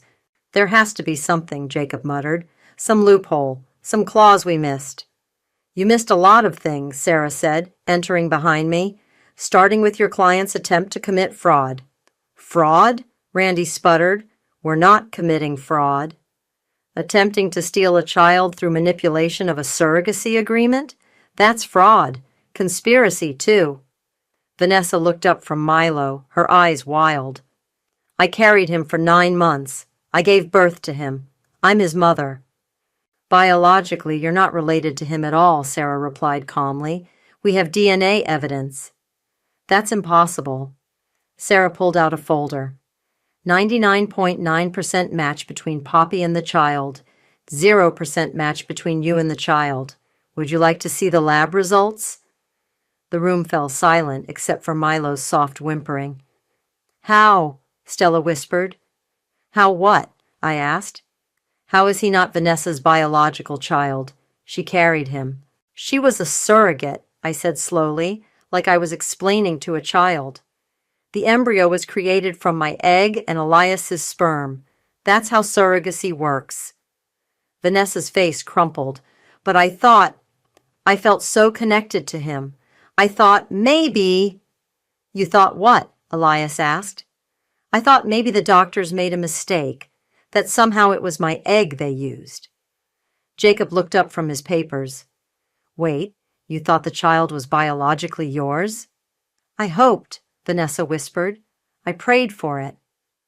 Jesus Christ, Randy muttered. You planned this whole thing thinking the baby was actually yours? I wanted him to be mine, Vanessa sobbed. I wanted to be a mother so badly. Stella sank into a chair. Vanessa, honey, you knew the arrangement. You knew it was Poppy's egg. I know what I signed, but I thought God might give me a miracle. Deputy Martinez stepped forward. Ma'am, I need you to hand over the child. No. Vanessa clutched Milo tighter. He needs me. I'm the only mother he's ever known. He's 3 days old, I said, and I'm his actual mother. You don't understand. We have a bond, a connection. Vanessa, Elias said gently, you have to give him back. You're supposed to be on my side, she snapped. You said you understood.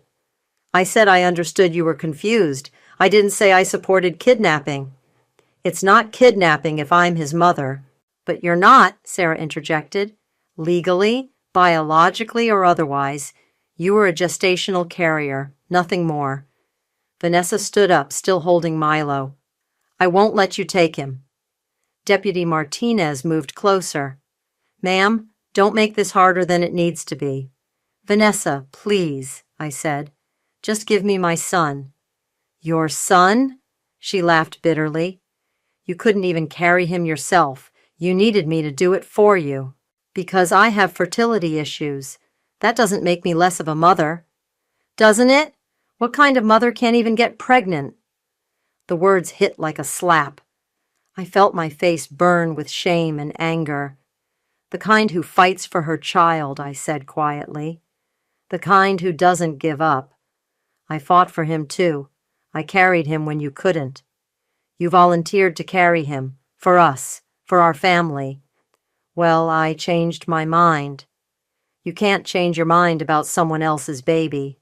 Vanessa looked around the room desperately. Mom, Dad, say something. Help me.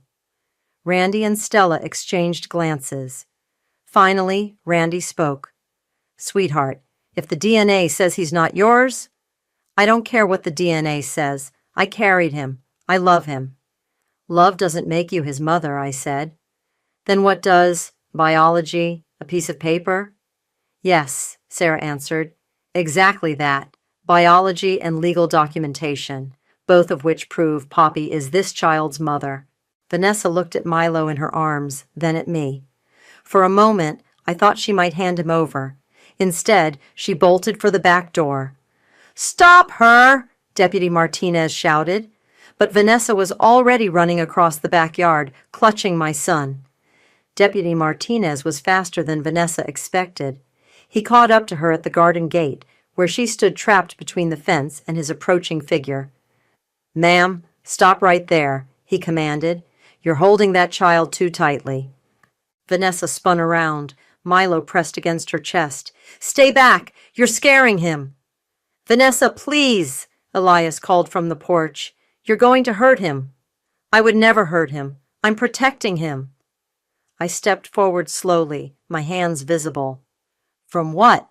From his mother? From people who don't understand what we have. What you have is a 3-day-old baby who needs to be fed and changed, not dragged around a backyard in the dark. Deputy Martinez spoke into his radio. Need backup at 1247 Maple Street. Suspect fleeing with infant. Suspect? Vanessa's voice cracked. I'm not a suspect. I'm his mother. The DNA test says otherwise, Sarah called from the porch. DNA tests can be wrong. Not when they show 0% biological relationship, I said. Vanessa, you know he's not yours. You've always known.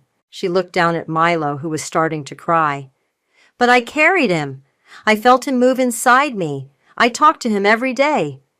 And I'm grateful for that, but carrying him doesn't make him yours. Then what was the point? She screamed.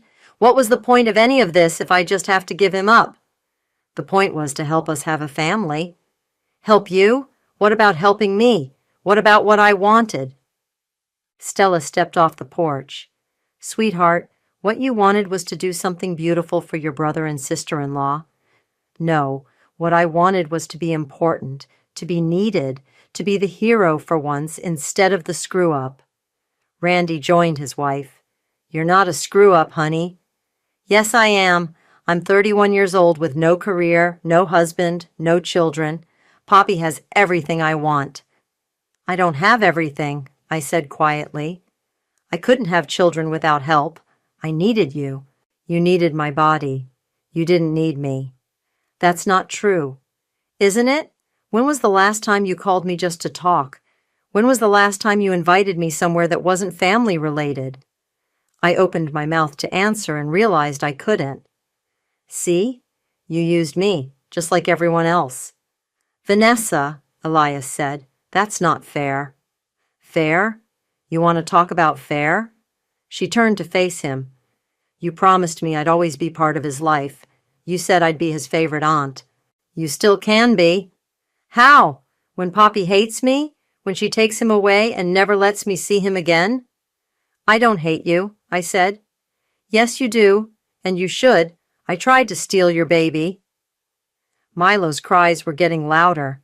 Vanessa looked down at him, her face crumbling. He's hungry, she whispered. Then let me feed him, I said gently. I don't know how to make a bottle. I do. She looked at me, tears streaming down her face. Will you let me visit him sometimes? Vanessa, please. I know I messed up. I know I was wrong, but I love him. I looked at this broken woman holding my son, and for the first time in months, I saw her clearly.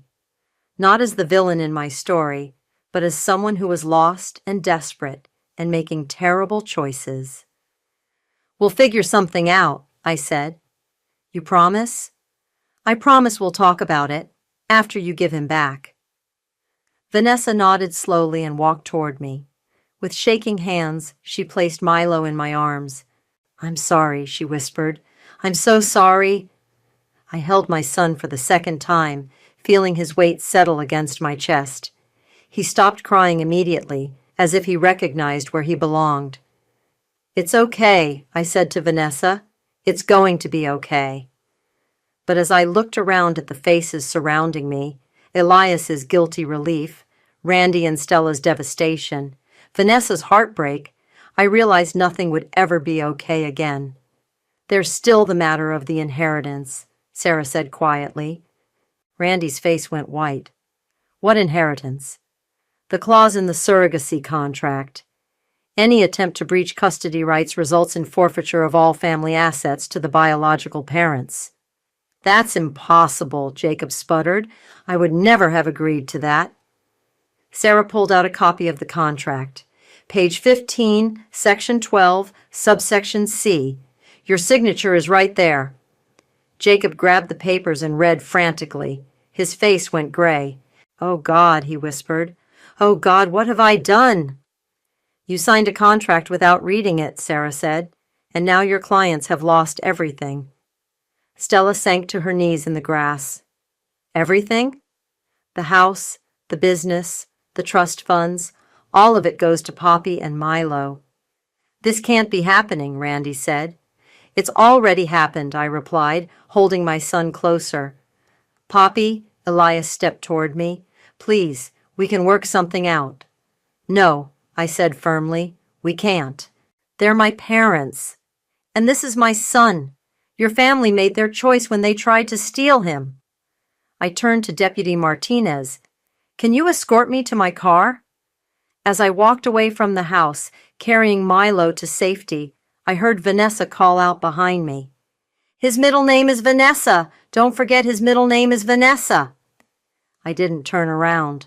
I sat in my living room feeding Milo his bottle while Thea unpacked groceries in the kitchen. The house felt different now, fuller somehow, despite being just the two of us. The reporters are still calling, Thea said, holding up my silenced phone. Channel 7 wants an exclusive interview. I'm not interested. Vanessa gave her interview yesterday. Did you see it? I shook my head. I'd avoided all news coverage since bringing Milo home. She's claiming you manipulated the contract to steal the family fortune. Says you planned this from the beginning. Let her say whatever she wants. Thea sat beside me on the couch. Aren't you curious what people are saying? No, but she told me anyway. Most people think she's delusional. The DNA evidence is pretty damning. Hard to claim you're someone's mother when you share zero genetic material. Milo finished his bottle and I lifted him to my shoulder, patting his back gently. He was gaining weight, sleeping better, becoming more alert each day. Sarah called, Thea continued. The inheritance transfer is complete. You officially own everything now. I know. That's a lot of money, Poppy. Generational wealth. It's Milo's inheritance. I'm just managing it. My phone buzzed with a text from an unknown number. Thea glanced at it. It's from Elias, she said. He wants to see Milo. He can see him during supervised visitation. Sarah's setting it up. He's still his father. Biologically, yes. The doorbell rang. Through the window I could see Dr. Gardner on my porch, carrying a small gift bag. How's our little fighter doing? She asked when I let her in. Growing like a weed. She examined Milo with practiced hands, checking his reflexes and listening to his heart. Perfect. Absolutely perfect. Dr. Gardner, can I ask you something? Of course. Did you know? When you suggested I get my own lawyer, did you know what would happen? She was quiet for a moment. I knew families could be complicated. I knew you needed protection. But the contract clause, Sarah's very good at what she does, and you deserve to have someone fighting for you. After she left, I put Milo down for his nap and found myself standing in Randy and Stella's old bedroom, now my bedroom. Their belongings were gone, packed up, and moved to the small apartment they'd rented across town. The house felt too big, too empty. But it was mine now. Ours. My phone rang. Sarah. I have news, she said. Vanessa's trying to file a lawsuit, claims emotional distress and breach of promise. Can she do that? She can try, but she has no standing. The contract was clear, the DNA evidence is conclusive, and she admitted on television that she planned to keep your child. What about the others? Randy and Stella are broke, but not stupid. They won't risk what little they have left on a frivolous lawsuit. And Elias, she paused. Elias wants to talk. I don't want to talk to him. He's threatening to fight for custody. On what grounds? He's claiming you're an unfit mother, says you manipulated his family and destroyed their lives out of spite. I looked toward the nursery where Milo slept peacefully. And what did you tell him? That any judge who sees the evidence will laugh him out of court. You're the biological mother, you have stable housing, substantial financial resources, and no criminal record.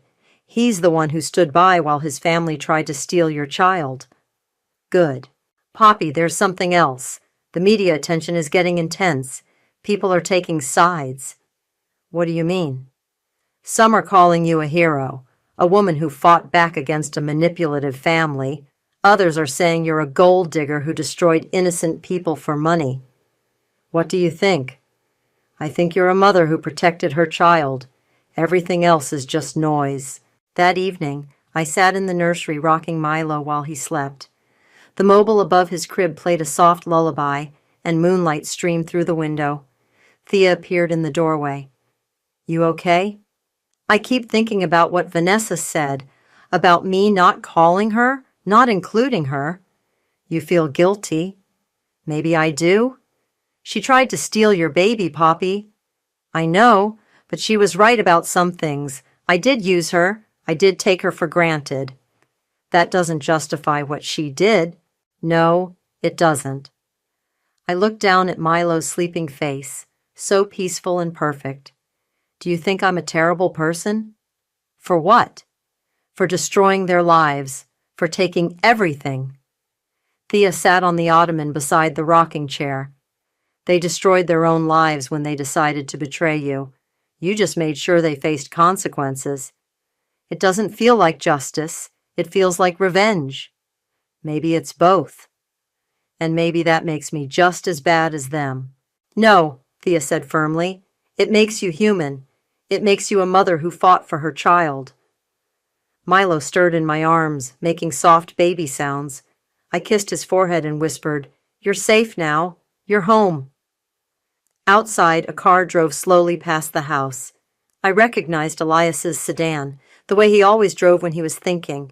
He'd been doing that a lot lately, driving by but never stopping. He can look all he wants, I murmured to Milo. But you're mine. You were always mine. The car disappeared around the corner, and I continued rocking my son in the quiet darkness, finally at peace.